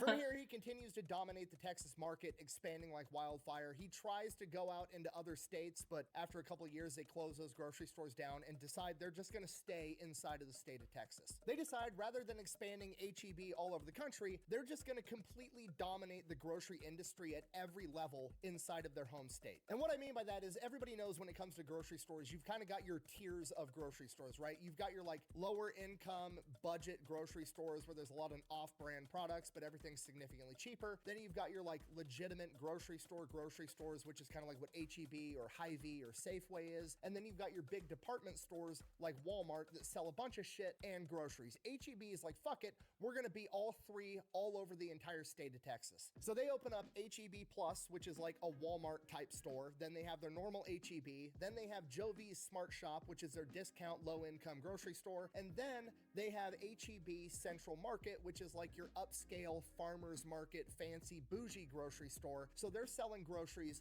to absolutely everybody. And this is absolutely genius because when you start running a business across state lines, all the rules change, right? Now, if you're operating in 50 states, that's 50 states with 50 different laws, and you've got to transport the equipment from your factory in Texas all the way up to Rhode Island, and it just turns into one gigantic fucking headache, and you're hiring 2, 3, 500, 1,000 people just to know all the rules and regulations for every single state. H-E-B is like, fuck this, we're just gonna own the entire state of Texas. And you know what? It works because Texas is fucking enormous. It's basically its own country inside of the United States. And you're like, oh, fat electrician, chubby electrician guys, fucking exaggerating. No, I'm not, okay? Ukraine is the biggest country in Europe. It's almost the size of Texas. So just by dominating one singular state, Texas in the United States, they can be one of the biggest grocery providers in the world because Texas is so fucking big. Now, by the 60s, 70s, Howard is getting up there in age. It's time to retire, time to let everything go. So he achieves the real American dream of building an enormous company and then taking it public, cashing out, making millions and millions of dollars so he can go fuck off and do whatever for the rest of his life. No, I'm just kidding. He achieves the real American dream of building something incredible and then handing it off to his sons and letting them take over the reins so he can sit back, relax, and watch his sons continue to kick ass for the rest of his life. And that's exactly what they do. They continue vertically integrating the company. HEB now owns the biggest milk processing plant in the state of Texas. They own an ice cream factory. They own multiple manufacturing facilities. They own over 400 grocery stores all over the state of Texas, and they have that entire community on fucking lock. They are literally a grocery store chain that operates in one of 50 states, and somehow they are the 5th largest privately owned company in the country, bringing in over $46 billion a year. So while the rest of the competition is going out here hiring guys with business degrees so much that for the know follow, what they're Lucky. doing, Hope you're doing aka well cutting a today. bunch of corners to maximize profits, being very short-sighted about everything, his sons are out here building an empire that's gonna last forever. And you wanna know what they do with that empire? A bunch of good shit. It's legitimately a good place to work according to every source that I could possibly find. Like Walmart, for example, their competition is in the lowest 35% of employee satisfaction and retention rate. Well, it's fucking Walmart. Of course it's dog shit. Of course they're not gonna hold people very well. HEB is in like the top 5%. 50% of HEB employees said they would not take another job in a similar field if they offered them more money. Technically now the Butt family only owns 90% of HEB. The other 10% they gave to the employees. So every year, every employee, even the part-time ones, if they work 1,000 hours, gets a bonus check at the end of the year for whatever their cut of the corporate profits are. And on top of that, they do a ton of charity work. Reminds They me donate of the millions of dollars a contractor year, I not work just for. to disaster relief, but to education funds. They donate back into Because their they do something communities, similar for back their into the employees. employees themselves, and they're well known for being one of the biggest retail chains to give small companies a chance. They're well known for letting small companies that are either owned or started up by disenfranchised people or founded in Texas or founded by veterans to get inside their stores probably sooner than they should to help those companies have a chance at competing in the marketplace, which is, you know, a great plug because I know of an energy drink company founded by a bunch of veterans. I that see would that. work pretty I see good that inside product of placement. HEB. Is that a shameless plug? Yes. And it's the choice of a new generation. Don't judge me, okay? I gotta shoot my shot, all right? We've got Echelon inside of pretty much every PX and every military base in the country. It would look really good inside of every HEB in Texas, too. Sorry, anyways, this brings us back to the disaster relief thing. They've been providing disaster relief to pretty much every natural disaster to hit All Texas true? and the surrounding area since the Huh. 1930s. Oh, yeah. And they did And way you did more than mention I you even work saw for them. on the ground over in Kern County. HEB has a full-time disaster relief team. They're literally running their own miniature version of FEMA that somehow responds faster than FEMA. On their HEB website, they have advice, tips, tricks, weather tracking to help people know how to survive a natural disaster. And then when the natural disasters do hit, they mobilize massive convoys to go in with mobile kitchens, showers, cell phone charging, food, clothes, medicine, absolutely everything you could want. HEB is on the way to get it to you. And then they donate millions and millions of dollars back into that community to help with the reconstruction. Now, we don't know what the totals are for Kern County, Texas, because that disaster is still kind of unfolding and just now getting addressed. But in 2017 with Hurricane Harvey, they donated $6 million towards reconstruction, had 60,000 hot meals distributed, and 150,000 cases of water. Which raises the question, how in the fuck are they able to do this? Because like I said, grocery stores are the most cutthroat, razor-thin margins that you can imagine. Literally like a 1% profit margin on product. How do they have tens of millions of dollars to donate back into these communities and then have a full-time emergency response team on hand whose entire job is to track the weather and respond to natural disasters for their community? I, for the life of me, could not figure out how they had the money to do this. So I dug and I dug and I dug and I finally figured it out. And it's fucking genius. The way HEB is managing to make so much money, I believe, is because they're not just a grocery store that's vertically integrated making a bunch of their own products, they're also a real estate developer. Somewhere along the line, HEB realized that going to the grocery store is, you running errands. And you know what makes running errands really convenient is if all your errands are in the same place or even the same parking lot. So what HEB noticed is whenever they throw up a grocery store, people were coming to their grocery store because people got to buy groceries, right? So then other businesses would buy up all the lots next to them and throw up their company and basically use that as the excuse of like, okay, well, I'm going to get more business now because people are going to come buy groceries, and then I'm right next to where the groceries are, so they're just going to pick me out of convenience. Logic. So HEB, realizing this, said, you know what, fuck it. When I'm going to open up a grocery store, I'm going to buy 10 times more land than I need, and I'm going to develop the entire area. We're not just going to build a grocery store, we're going to build the strip mall attached to it, right? So you're going to come into our one gigantic parking lot where there's HEB and then there's 20 other stores on each side, and we're going to build those buildings, and then we're either going to sell them or we're going to lease them out to those companies. That's because we're ingenious. increasing that property value just by existing there, and we're going to make a bunch of money when we do it. You smell that? What is that? A cologne? No. Opportunity. No. Money. Okay, it's literally like a great white shark leasing out the space on its belly to those little sucker fish that eat all the shit that the sharks don't end up eating, right? It's absolutely brilliant. It's literally the field of dreams strategy. If you build it, they will come, and HEB figured, fuck it, I'm gonna build it for them too, and then they can just rent it from me. And the entire thing just feeds into itself, because guess what? If you got one of those 20 stores in the strip mall connected that you're leasing out to, and somebody has to run errands at that strip mall, guess where they're buying groceries at now? HEB, at a convenience. So they're both feeding off of each other, but HEB is benefiting off of all of it because they own the whole thing. So yeah, that's how they do it. It's one of the most genius business models I've ever seen, and what's even cooler is they take a bunch of that money that they make off of this brilliant business model and do good in their community, literally becoming the FEMA of Texas. So yeah, the moral of the story is don't sell out. The American dream is not to build a company that's worth $1 billion, sell it to the open market, and then make $1 billion, fuck off, and buy a Lamborghini for the rest of your life. No, the real American dream is to build something, make $1 billion along the way, and then hand it down to your kids and let them continue kicking ass and let them go out in the world and do good things, which is exactly what HEB did. The world would be a significantly better place if more companies acted and operated like HEB does. Imagine if Walmart or Target or any of these other major retail stores the world might did go on exactly fire if what they did HEB that. does. They could do it. There's no reason Walmart shouldn't have a convoy for disaster relief going in and helping people out, but they sold out and they're subservient to a board of investors, and the only thing they give a fuck about is making more and more money, where HEB cares about making money, but they care about the people they're making money from, and they give back to them. And that's why HEB has its cult following that I didn't understand until I did the research for this video. It's because HEB isn't just some company coming in trying to make as much money as possible. HEB is legitimately a part of the Texas community and their culture, and genuinely cares about the people that they serve. So in conclusion, I am in Texas an awful lot. So I did a Walmart's face of how you're doing. That's funny. Everything is bigger and better in Texas, but holy shit, the grocery stores sure are. Thank you for watching. Best way to support the channel is go buy some merch over at thefatelectrician.com. Quack bang out. Also, they have homemade tortillas that are really good, and their Doritos have more cheesy powder than name brand Doritos, so there is that. All right, that was an interesting dive.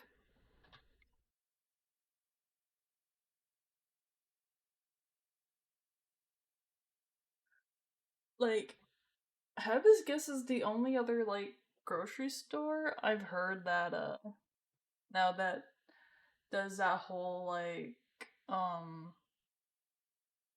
profit sharing with their employees.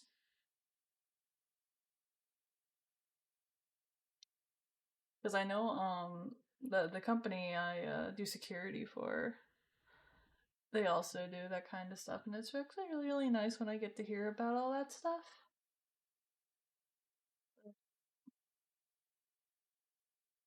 The world would be a lot better, would be a better place if, there was, how do I put it? If corporations weren't such fucking dicks.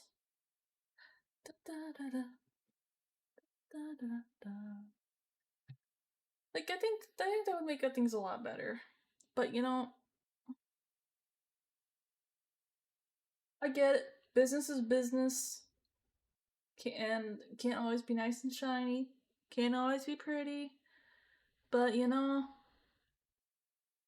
it is what it is. Can't be helped.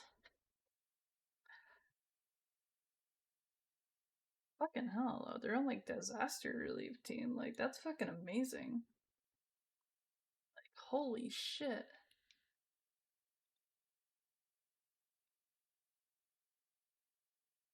I'm still stuck on that part.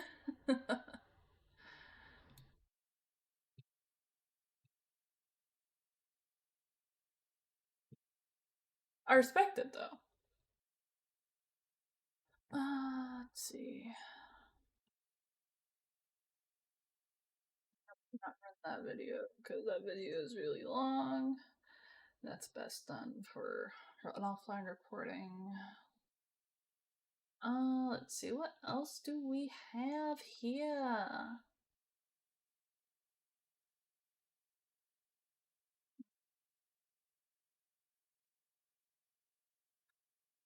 You know what? I'm gonna grab this one. How a chicken farm and inflatable tanks won World War II. Agent Garbo and the Ghost Army. Like, I don't even know how you guys find this shit and send it to me. Like, I don't even know. Sometimes I just wonder if y'all just you load up YouTube and then you see something come up on your feed and you're like, hey, we should send this to Ami to go look at. Sometimes I wonder where you guys find some of this stuff. Like, genuinely.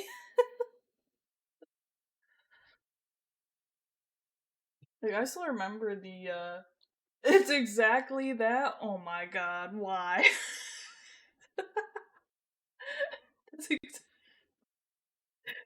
So you just go on YouTube and it's like, oh hey, I should send this to Ami. What the hell, man? I respect the hell out of that. That's funny as fuck.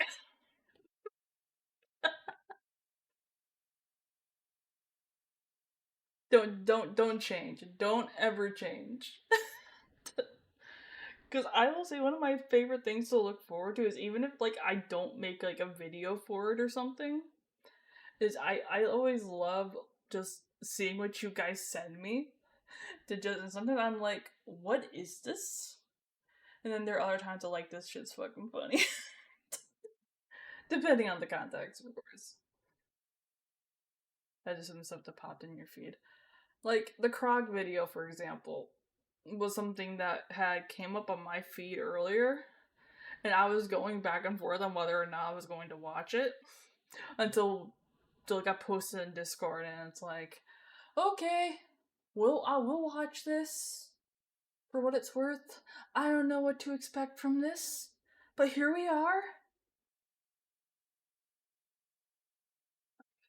How Chicken Farmer and Inflatable Tanks won World War II. Agent Garbo and the Ghost Army.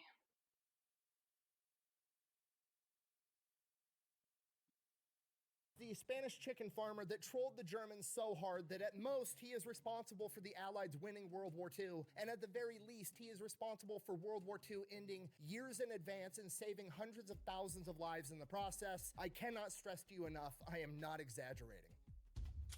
There's gonna be a trip. Today we're talking about Agent Garbo, aka Spanish chicken farmer, and a bunch of art majors with inflatable tanks, and how they became one of the most important, critical, deciding factors of all of World War II. How the fuck is a tank inflatable? That's what I'm trying to figure out right now. Cause when I think tank, I think large military vehicle, treads, armored. So I don't have inflatable in my vocabulary for this. They are quite literally the reason that D-Day worked. Okay, here's the deal. They don't teach you this in school, and you're not going to pick it up by watching Saving Private Ryan. But D-Day, the storming of the beach at Normandy, strategically speaking, on paper, was a horrible plan. Like, literally the worst plan available. Okay, when you're trying to move in hundreds of thousands of troops, tanks, trucks, equipment, artillery, you want the biggest beach available. Normandy, not the biggest beach available. More importantly, you want a harbor. You want somewhere for all your ships to be able to drop off all the troops and supplies. Guess what Normandy doesn't have? A harbor. And if that wasn't bad enough, half the beaches are covered in cliffs. Why are cliffs bad? Well, because the enemy's on top of the cliff, meaning the enemy has the high ground, and they're going to be shooting at you while you're trying to be a rock climber. And then, if you make it to the top of the cliff, now your back is up against a cliff and you have nowhere to fall back to. Okay, and I know what you're thinking. Well, that does sound like a bad idea, but because it's a bad idea, the enemy's not going to be expecting it, and you're going to be doing what the enemy isn't expecting, which is going to give you an edge. Most of the time, yes, but in this case, no, absolutely not. Why? Well, because the two most likely places for the Allied forces to launch a major invasion were Calais and Schoenberg. They both had ports, they both had big beaches, they were the perfect locations to launch a massive offensive. And Normandy is right in between the two, meaning that Germany has a ton of soldiers both in Schoenberg and in Calais, and it's not going to take them long to send their troops to Normandy to reinforce it and crush the entire offensive. Okay, if you're not picking up what I'm putting down, I'm trying to tell you that the beaches of Normandy are quite literally the meat and cheese of an ass-whooping sandwich, and the plan should not have worked. And the only reason that it did was because of a chicken farmer and a bunch of theater kids, and we're going to get into it right after word from our sponsor. This video is brought to you by Sundays. It's food for dogs. Isn't that right, Mushu? All right. Okay. Whoppers! Anyways, Sundays for Dogs is dog food that's made with a bunch of human ingredients like, actual meat and not, ground up cartilage and pig dicks. The food actually looks different. Puppies. Like, it actually looks like beef jerky. It doesn't smell like a bunch of dehydrated dog food. It's air dried. It's made here in America. Mushu loves it, and it's pretty much the only thing he'll eat now.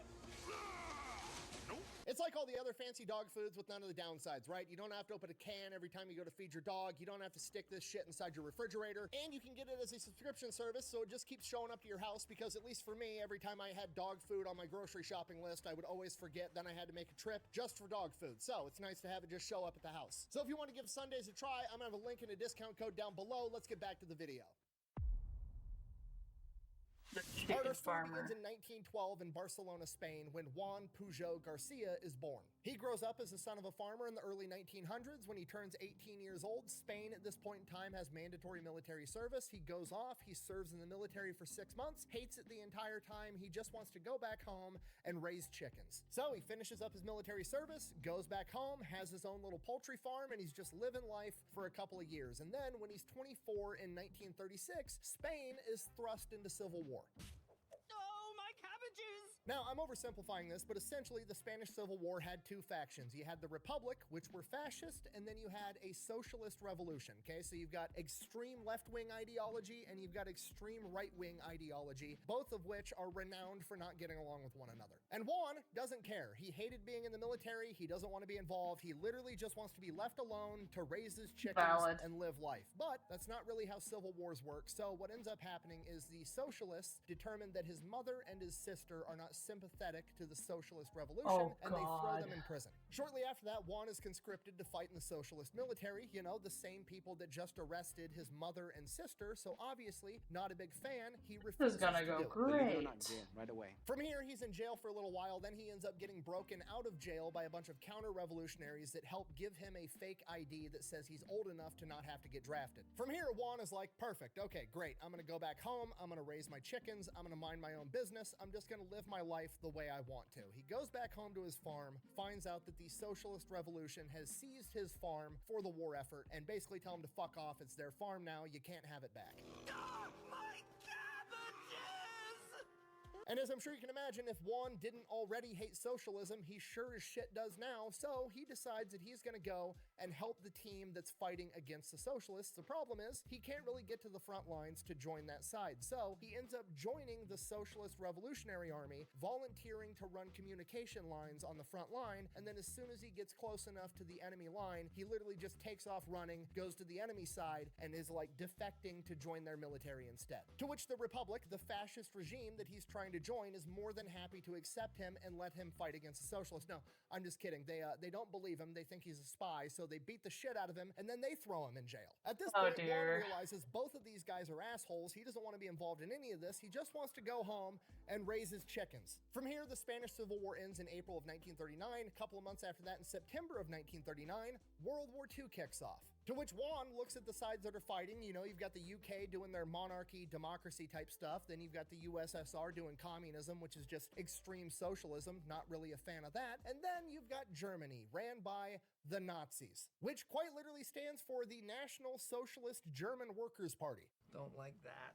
Okay, national, nationalist, not necessarily synonymous with fascism, but it is one of the cornerstones, followed by the word socialism and German Workers' Party. Okay, it's literally everything he hates wrapped up in one big ball of white supremacy. So Juan decides, fuck those guys, I'm gonna do everything I can to fight them. You're gonna pay for this!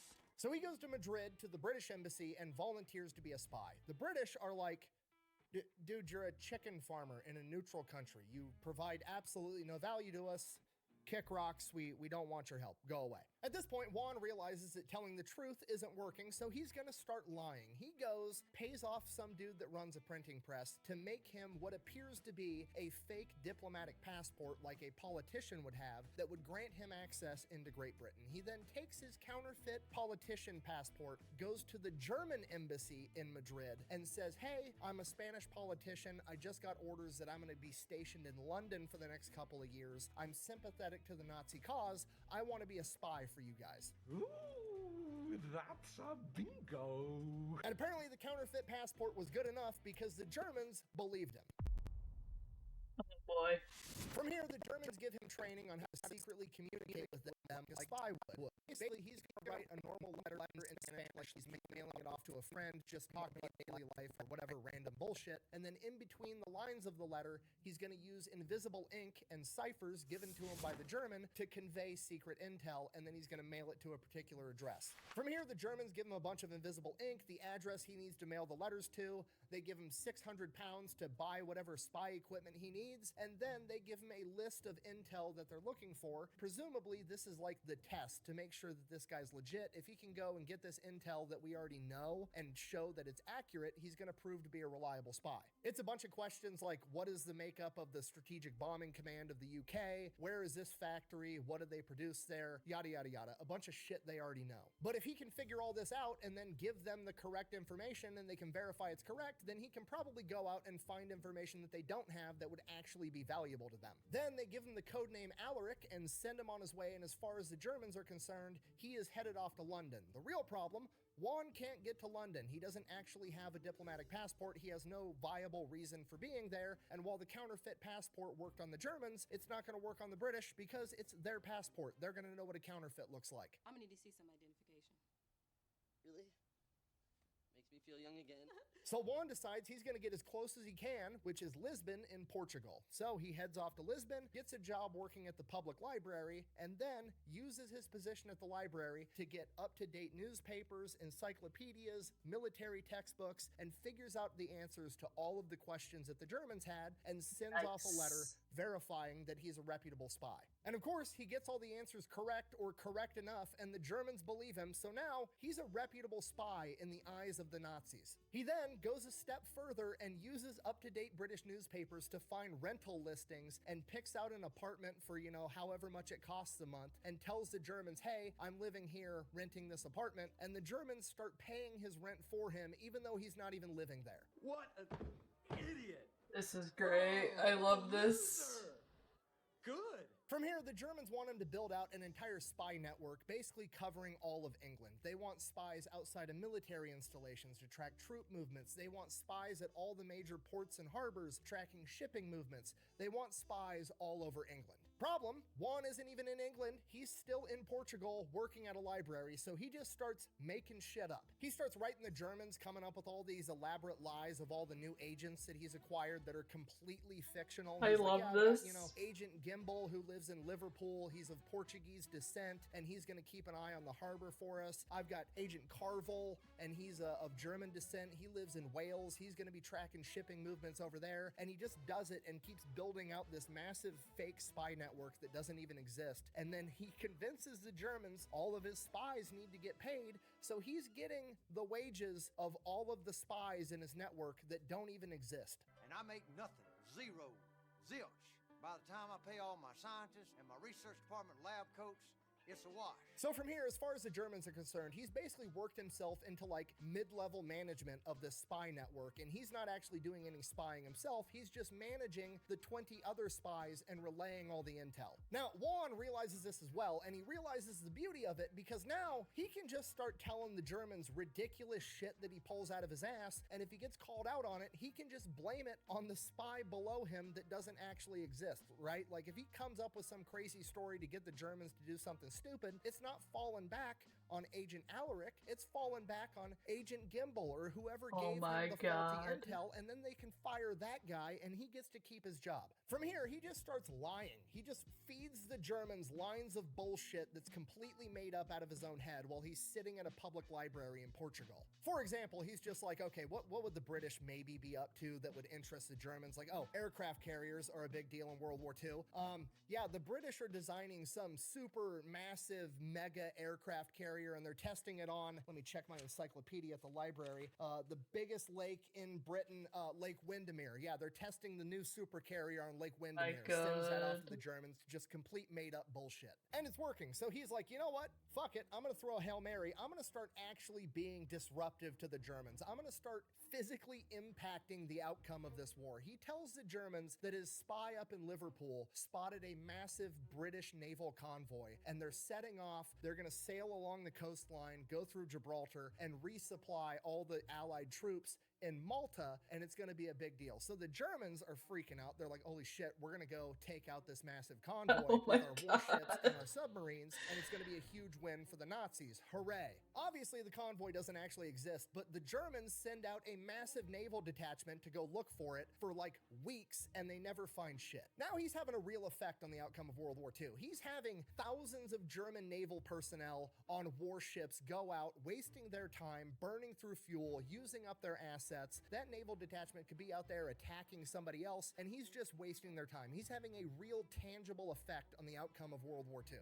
And while this is going on, unbeknownst to him, British intelligence, MI6, has developed the Ultra Machine, which is like a predecessor to the computer. It's a gigantic calculator, and they're using it to break encrypted Nazi radio traffic. And when a massive naval detachment goes out on a convoy, there's going to be some radio traffic about it, and they're intercepting all this radio traffic where the Germans are looking for a massive British supply convoy to go take it out, and the British are like, what the fuck are they talking about? There's no convoy. Why do they think that we have a massive convoy going on? So they think that the Germans have a spy out there somewhere and launch a massive manhunt looking for this German spy. And obviously, they're looking for him in London around Liverpool because that's where he would be to have that intel or that mistaken intel or to get that false impression, and they never find him because he's in Lisbon, in Portugal, at a public library, fucking with the Nazis.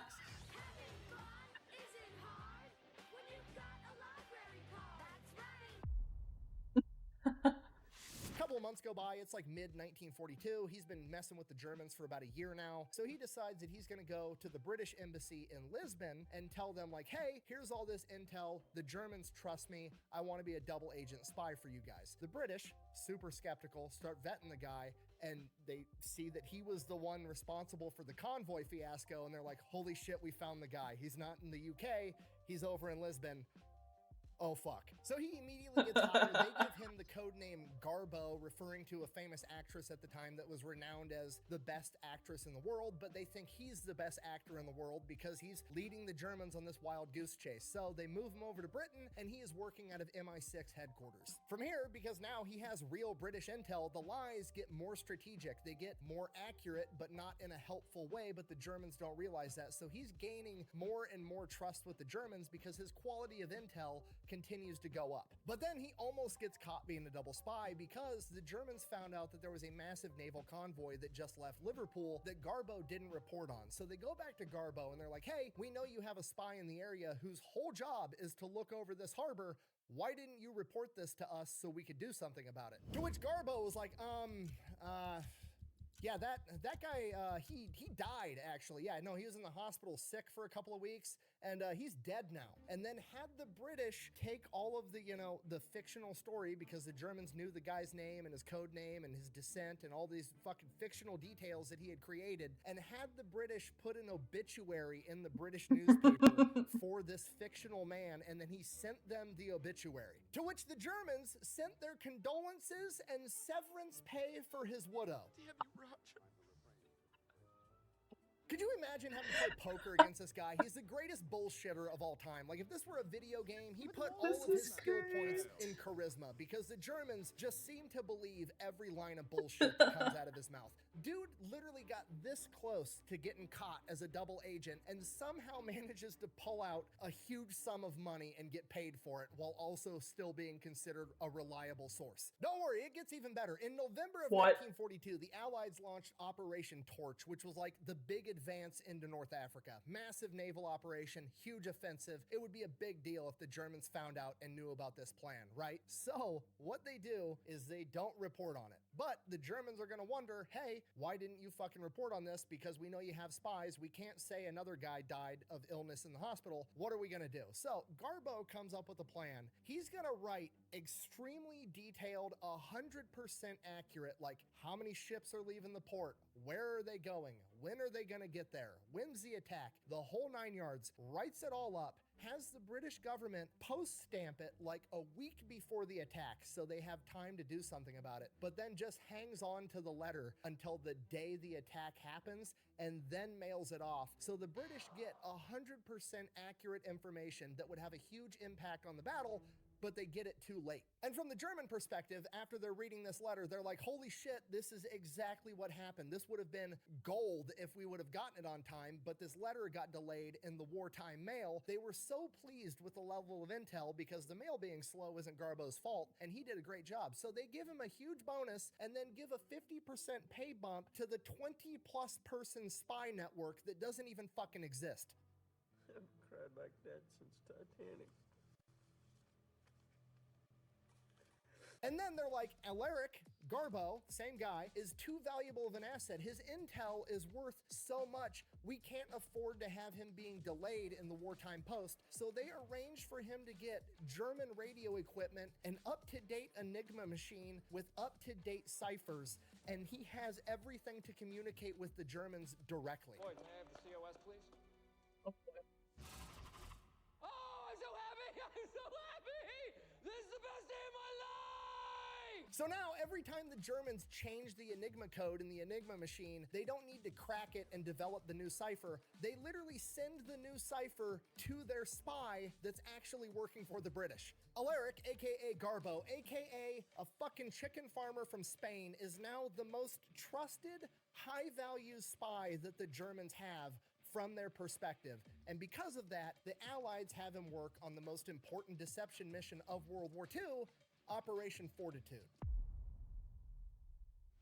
All right, Operation Fortitude. It is basically one gigantic psyop. It is the miscommunication campaign to set the stage for D-Day. Now, D-Day in that of itself is pretty controversial. The British did not want to do D-Day. It's a big, risky move, having this massive amphibious landing. It could draw out the war for years or lose the war entirely if it fails. So the British wanted to take the more conservative route of going through North Africa, taking over Italy, and then pushing into the rest of Europe. Okay, nothing wrong with that. That's a good plan. However, it's going to make the war last longer, and the longer war lasts, the more resources you have to use, the more people are going to die, and most importantly, America's got to wrap this shit up, because we've got another war scheduled with Korea in like 7 years, so we gotta get this ball rolling. Okay, on top of that, the Soviets are getting absolutely massacred on the Eastern Front, and if the Germans take over there, they're gonna have access to all the Soviet resources, and the Germans are gonna get even stronger, or potentially even worse, if somehow the Soviets pull it out of their ass and they win and they invade, they're gonna take over all of Europe, and I don't fucking like the communists either, so we're not gonna have either of those options. We gotta get in there, fuck shit up, and leave. Okay, General Eisenhower's the Supreme Allied Commander. He's the one running the show, and he's an American, and America says we're doing D-Day. Guess what?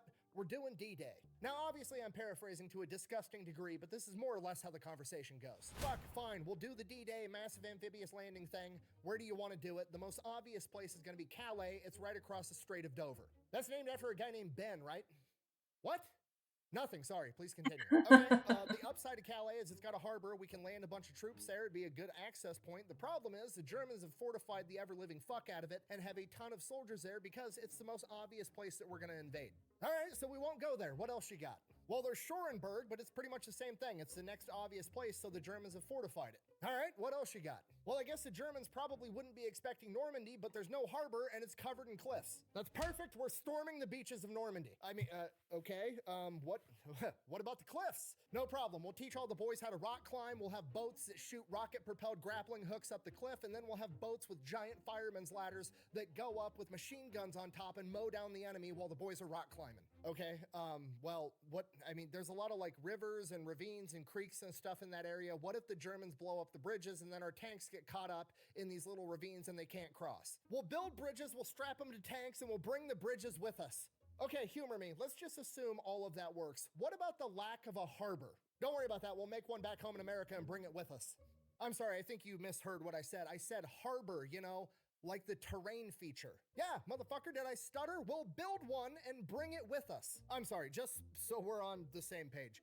You're gonna build a terrain feature in America and bring it with you to the invasion. Yes. It's not that complicated. We're gonna call it a Mulberry Harbor. It's gonna work great, okay? If you think that's impressive, we're building a portable star to give to Japan later. Just trust me, we're gonna figure it out. Okay, I guess, what do you need from us? Well, you and the boys over at MI6 got the best spy network in the world. I need you to convince the Germans that we are in fact going to attack exactly where they think we're gonna attack, over in Calais, to take a bunch of pressure off of Normandy so we have time to get in there and invade. Okay, I mean, we can fake radio traffic and give them false intel, but they're gonna have aerial reconnaissance in the area and they're gonna see that we're not building up a massive army to invade and they're gonna know that we're lying. Okay, so we'll put a massive army there. Yeah, problem, we only have one massive army, so if we put it right across the Strait of Dover from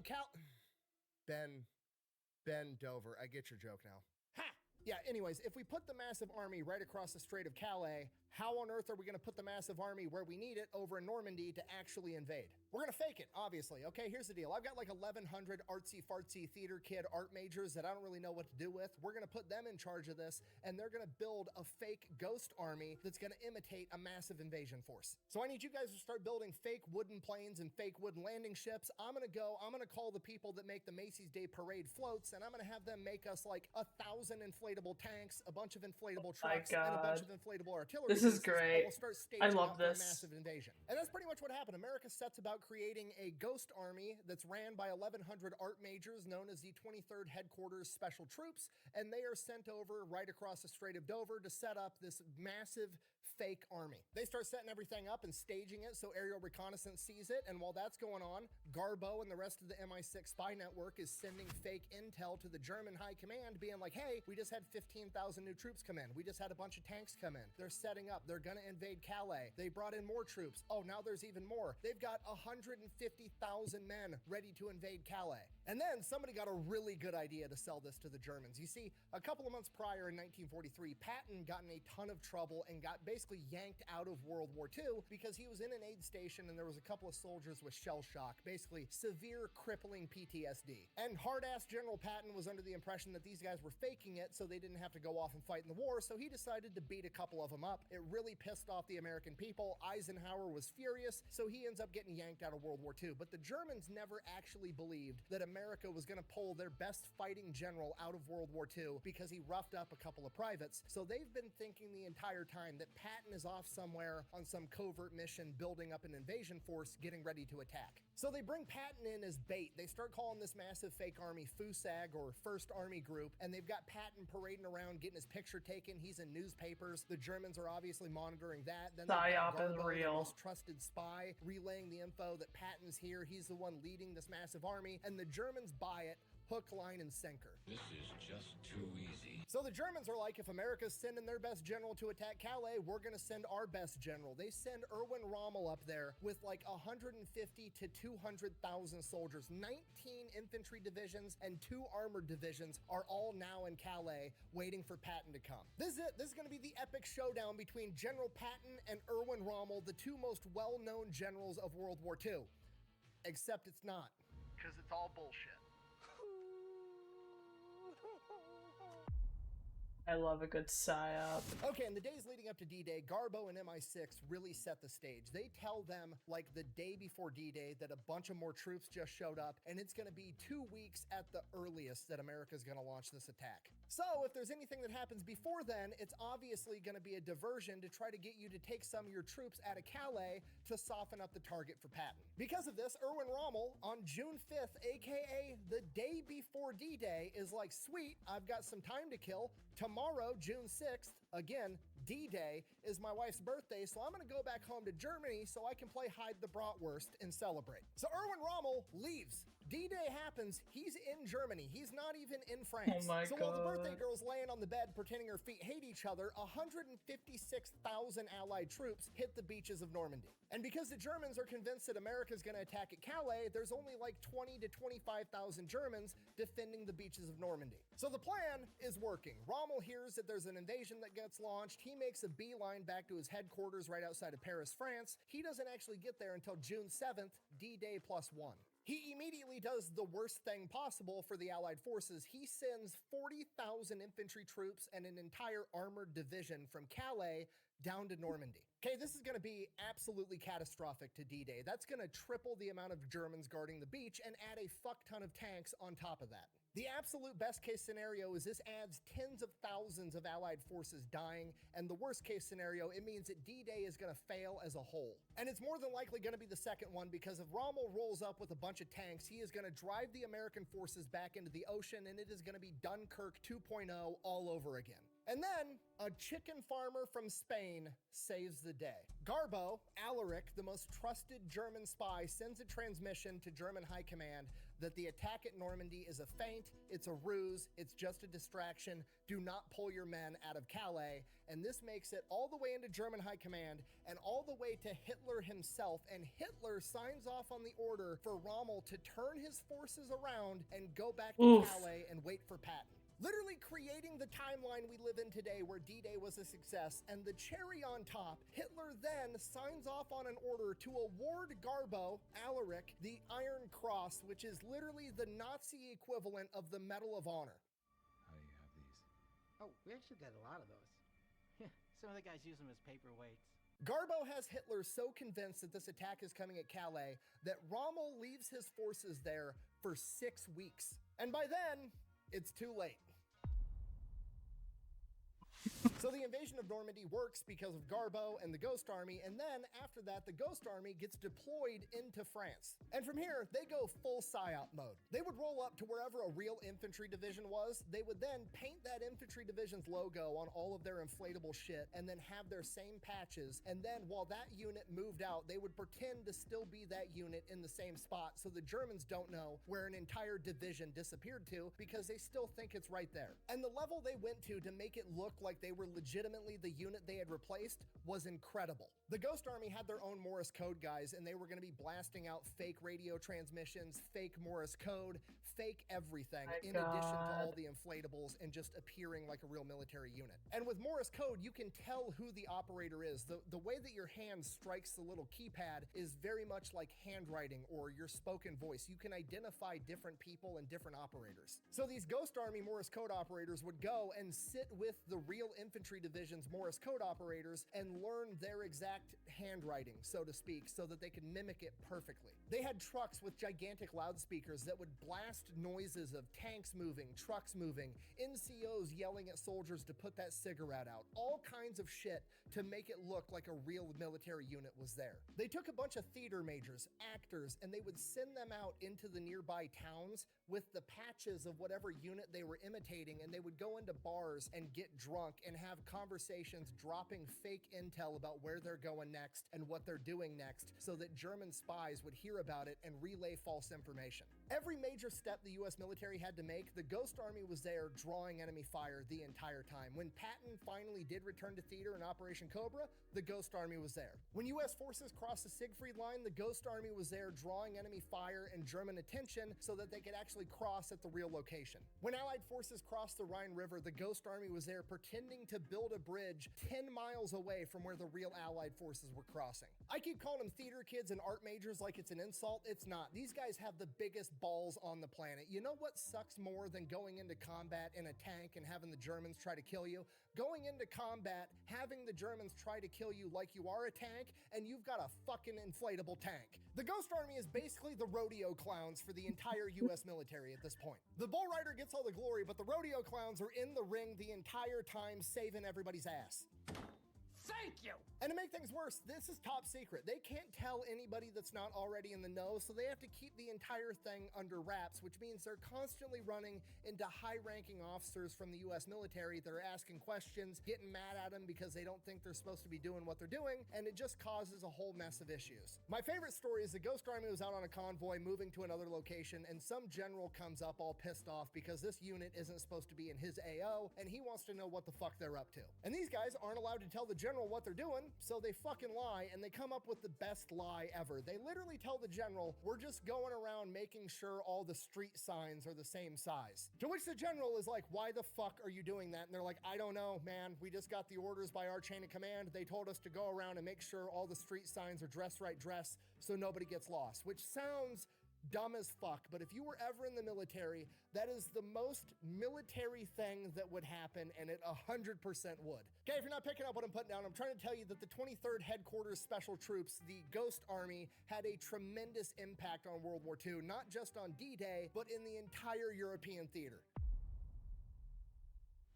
So World War II comes to an end. The Ghost Army is essentially sworn to secrecy. Nobody knows that this even happened until the 1990s. The British find out that Garbo got awarded the Iron Cross, so they're like, oh shit, we should probably give this guy an award too. So they give him the Order of the British Empire, which is the highest ranking award they can possibly give him. Homie literally got MVP playing for both teams. And the Nazis never even found out that he was a double agent. The British then give him a big lump sum of money as a thank you, and then he's kind of worried that Nazi sympathizers are going to track him down and kill him if they find out that he was a double agent that quite literally preemptively end World War II, if not is responsible for winning the entire thing. So in 1949, he fakes his own death and disappears. From here, everybody thinks he's dead for decades, and then 25 years later, a historian hears that he might be alive somewhere in South America and ends up tracking him down, and he's a teacher that owns a bookstore in Venezuela. So the British bring him back over for the 40th anniversary of D-Day. He gets publicly recognized. He's a hero. He finally gets his moment in the sunshine. He gets to go to Normandy and see where all of the battles unfolded.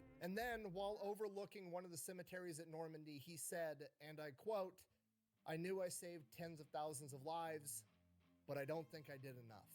And that is the story of how a chicken farmer from Barcelona and a bunch of theater kids with inflatable tanks helped win World War II. Thank you for watching. Best way to support the channel is go buy some merch over at thefatelectrician.com. Quack bang, out. I've said it once and I will say it again. Don't piss off the farmers. They're dangerous. Oh, forget it. Oh, one more thing. I actually got the video for this idea when I went to the Spy Museum in Washington, D.C. with Ethan, Mr. Habitual Line Crosser here on YouTube. They actually had one of these inflatable tanks there in an exhibit. Me and Ethan actually have an exclusive show over on Pepperbox called Habitually Fat, where that's all we do is go to different museums all across the country and get guided tours. And that's just one of my exclusive shows there. I also have a show with PewView where me and him shoot a bunch of guns that we're not normally allowed to shoot on YouTube. I have a talk show with Angry Cops, Eli Double Tap, and Habitual Line Crosser called Kinda Consensual. You can even see all of us try to box each other on there. And the best part about it is I'm part owner of the entire streaming service, me and a bunch of other YouTubers, so there's no censorship, there's no ads, there's just one monthly subscription fee, and you can get a 2-week free trial if you wanted to go check it out.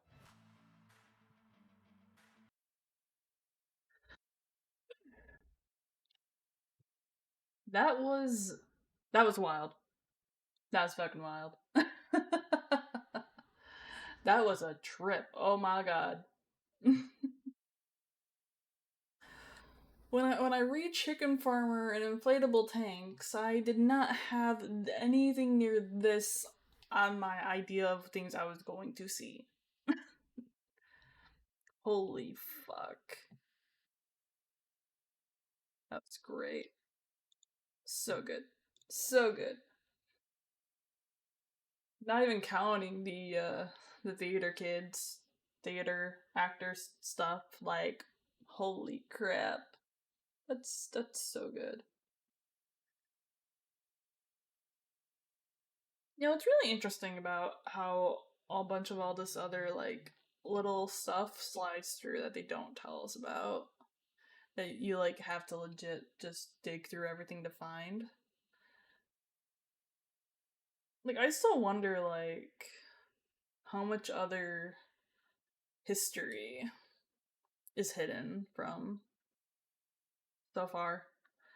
From, like, any, like, war, invasion, crusades, or even, like, how much this has been lost over time, because history is generally, you know, it's written by the victors a lot of the time.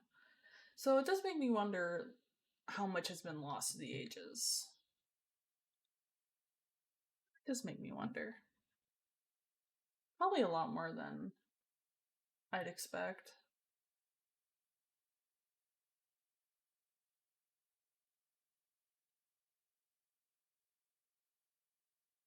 Then again, if history is only written by, if history is only written by the it was written by both sides, then we wouldn't still probably... We still have just as much disinformation running around as is. I don't know.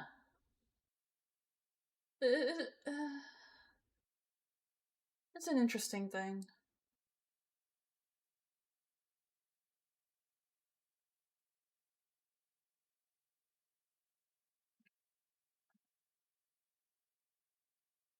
Let's see, what else do we have here?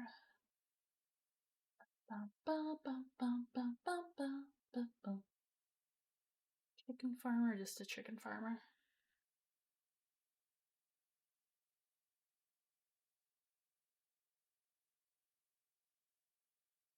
With the Ghost Army objective is concerned, they would need to use the same tactics against the Russians, so that's why they were not going to delay until the 90s? Oh! So it was a case where we didn't necessarily declassify that kind of stuff until the 90s because of the whole Cold War with Russia.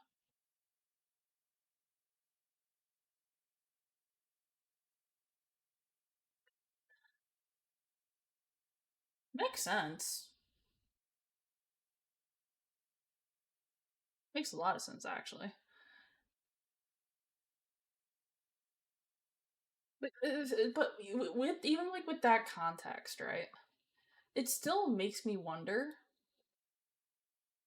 how much stuff, just because of stuff like that, where we may or may not need to bring that tactic back out, makes me wonder how much other cool historic shit is locked away, classified, that we can't even see, or we won't even get to hear about.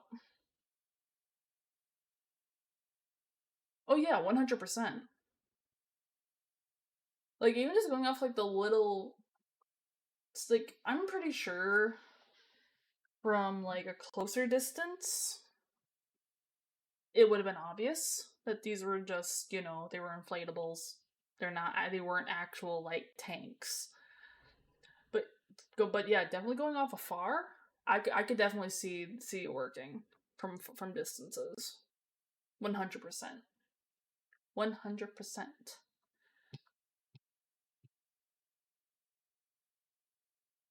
Although, speaking of Russia,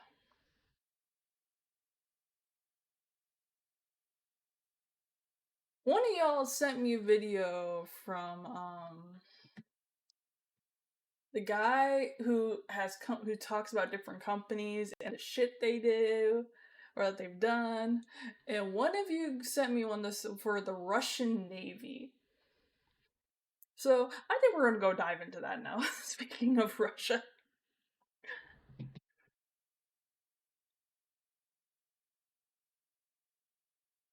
Pastor Ryan.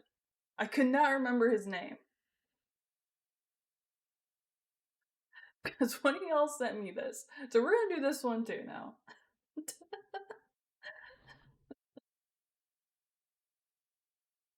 But I remember his video about with like not necessarily about better health, but the he doesn't sound scared of them and wouldn't take a sponsorship from them.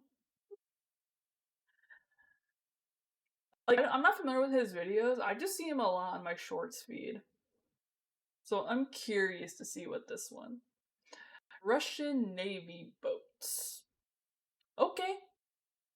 Lay it on me, buddy. Lay it on me. We frequently become submarine, whether we like it or not. Okay, I guess you're accidentally making coral reefs, so... Duh, good for fish. Do you at least make cool ships before that happens? I mean, we try. We had cool flagship called Moskva. And did it become a coral reef? Yeah, it became Coral Reef in 2022. Ukraine sunk it. Wait, but Ukraine doesn't really have a navy.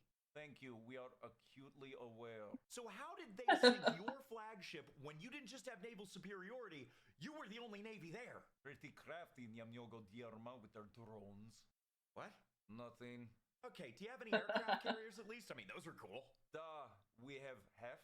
How do you have half an aircraft carrier? Honestly, half might be generous. Okay. He's called Admiral Kuznetsov. Oh my god. On land or on fire more than being actual boat. I just have so many questions. It began when it was ordered in 1981. It was set down in 1982 and launched in 1985. That doesn't sound too bad. These drones sink the ship. For it. Just a heads up, it wouldn't be fully operational until 1995. Just, you know, a decade later. Oh no. So in 1991, we had a little coup d'etat. Military held Gorbachev hostage. You know how it is. I don't know how it is. And so Ukraine broke off to become independent nation, but the boat was still in their waters, so they were like, stay put while we figure this out. And? We Grand Theft Auto'd the ship and stole it back to Arctic Fleet. Well, it certainly won't be the last thing you steal from Ukraine. And we told them if they gave us our nukes back and de-armed, we wouldn't invade. Ha! Frank. Okay, back to the boat. First time we deployed went pretty well for Kuznetsov standards.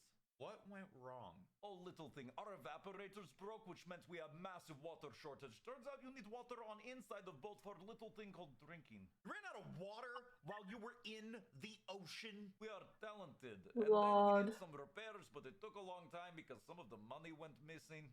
Stolen. Got it. Anyway, by year 2000, we are so back, baby. But then, nuclear submarine Kursk sinks, killing everyone on board. So we try to help with search and rescue. Oh my gosh, that's horrible. Somehow they managed to blow up dummy torpedo and tube. Turns out that if you neglect submarines for years, they can explode. Really? We were shocked. Oh. So we go back to dock until 2004. And then we had sea trials and it went fine. Okay, I guess you're improving. Wait for it. In 2005, we did more tests and one of our $30 million Su-33 planes just kind of fell off the deck into the ocean. Okay, back to helping fish. Small reef. And then they took away all of our planes until we could modernize and fix some technical issues. Do you really need to get fully remodernized to, strap a plane down? Apparently. In 2007 to 2008, we pretty much just annoyed Norway. We just went around their oil rigs and they couldn't fly to restock because we were flying around and we've had crashes. I mean, Prigozhin would agree. Russian aviation isn't great. In 2009, not a great year for us. We tried doing more tests and then a small fire broke out. How small? Well, it only killed one of our crew because of carbon monoxide poisoning, which honestly, damn, pretty good for us. You didn't have carbon monoxide detectors? Well, I mean, kinda. That guy worked pretty good. Okay, yeah, I had totally forgotten how much Russian life was valued by its military. And then a month later, we did huge oil spill off coast of Ireland just trying to refuel. It didn't go well. Oh, it was kind Lord. of sad. But I think Dawn Soap like us better now because they had a lot of sales trying to clean up all the animals. It's like you're not even trying. It just gets worse and worse. 2012, Kuznetsov propulsion gave out and really hasn't worked right since. How does it get places? Little tugboat, Nikola Cheeker. Really best boat we have right now. Well, at least someone's pulling their weight. And so much more. Anyway, 2016, we make more planes into submarines because you heard of a resting cable? The cable that catches planes when they land on aircraft carriers? Ours doesn't do that, so we can send them, but not retrieve them. Okay, what happened to the pilots? Don't worry, we got them. We had to play go fish with a helicopter after they ditched in the ocean. This has gotta be insanely expensive. So expensive they took our planes away again. You're an aircraft carrier that doesn't carry aircraft. I mean, we have helicopters and people. That's a cruise ship! Niet. Cruise ships can let themselves go. Fair. Fuck's sake. And the military leader of Libya took video call on board, so... Well, that's good. At least it wins a world record for being the most expensive floating conference room. Then we went back to get modernized. Again. Have you actually ever ended up, modern? Yet. But in 2017, Vladimir Putin said that getting the ship moving was his personal initiative. Well, we know his plans always go the way he imagines. Right, so should be done by 2021. So we put in dry dock, and then dry dock sink. Wow, really did not live up to the name. Yet very wet dock, and when dock sinks, big off crane put 200-foot hole in flight deck. Okay, at least the hole's in the top and not the bottom of the boat. But it gets worse. Since dock sink, we need to put two of them together to hold Kuznetsov, and that might take a year and a half. Okay, and it's off the rails. And then bolt catch on fire again, and it's huge. Kills two, injures more, and mostly guts the ship. Oh my gosh, how is a boat this flammable? I know, right? So we've updated our timeline. It should be done in God. 2023. Okay, so you loaded it on the new dry dock. Then we did some repairs, and it was supposed to float again in 2023, but well... Don't say a fire happened. Don't say a fire happened. Another fire happened! Crazy! Oh my God! This best thing in the world! Terrible phrasing. Then it was supposed to be done by 2024, and it, still isn't. In 2025? Duh, and then all of its crew was recently transferred to army because the war with Ukraine is going about as well as both repairs. Well, this has been a train wreck. Yet, been bolt and plane sink. Sure, whatever, man. At least that's all. Oh, so you haven't heard of our Baltic fleet? Oh my God. What the fuck? Fire sounds intentional. I mean, I don't know. I don't know if I'd call it intentional, strictly speaking. But that is a lot of fire. That is a lot.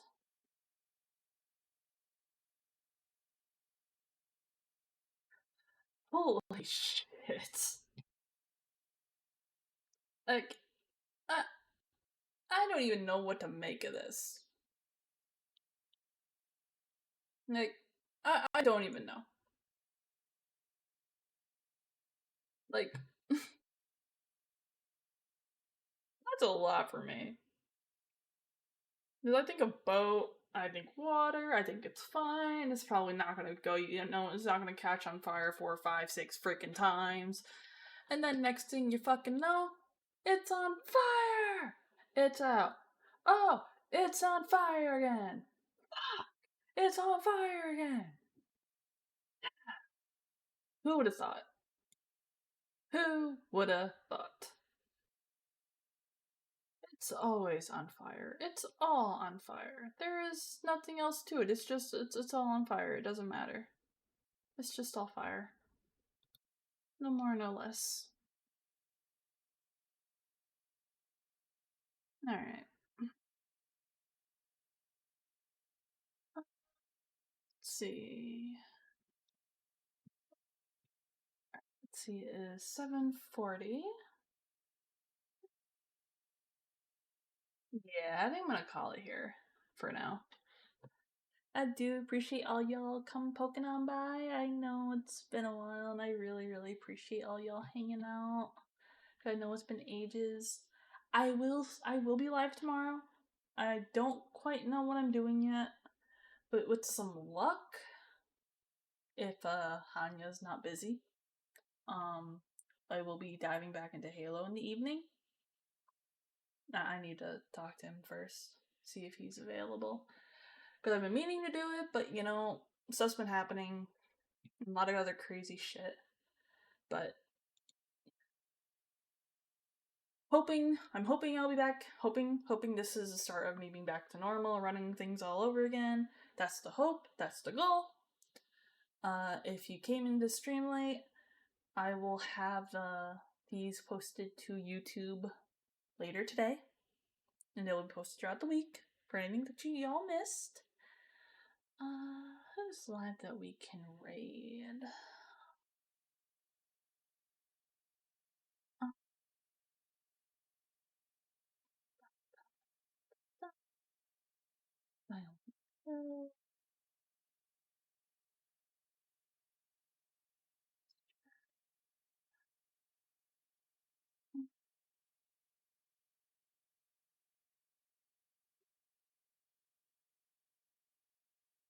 Alright, I know who to raid.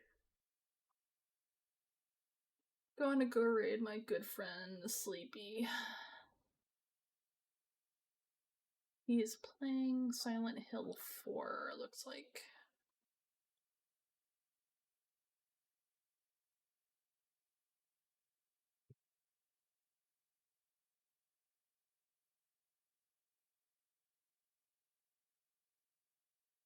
Y'all take care of yourselves, stay hydrated, do all things, don't do anything I wouldn't do, and I will I will catch you guys at some point tomorrow when I have the exact time. I will post in Discord or I'll yell on Twitter, one of the two. Anyways, take care now. Bye!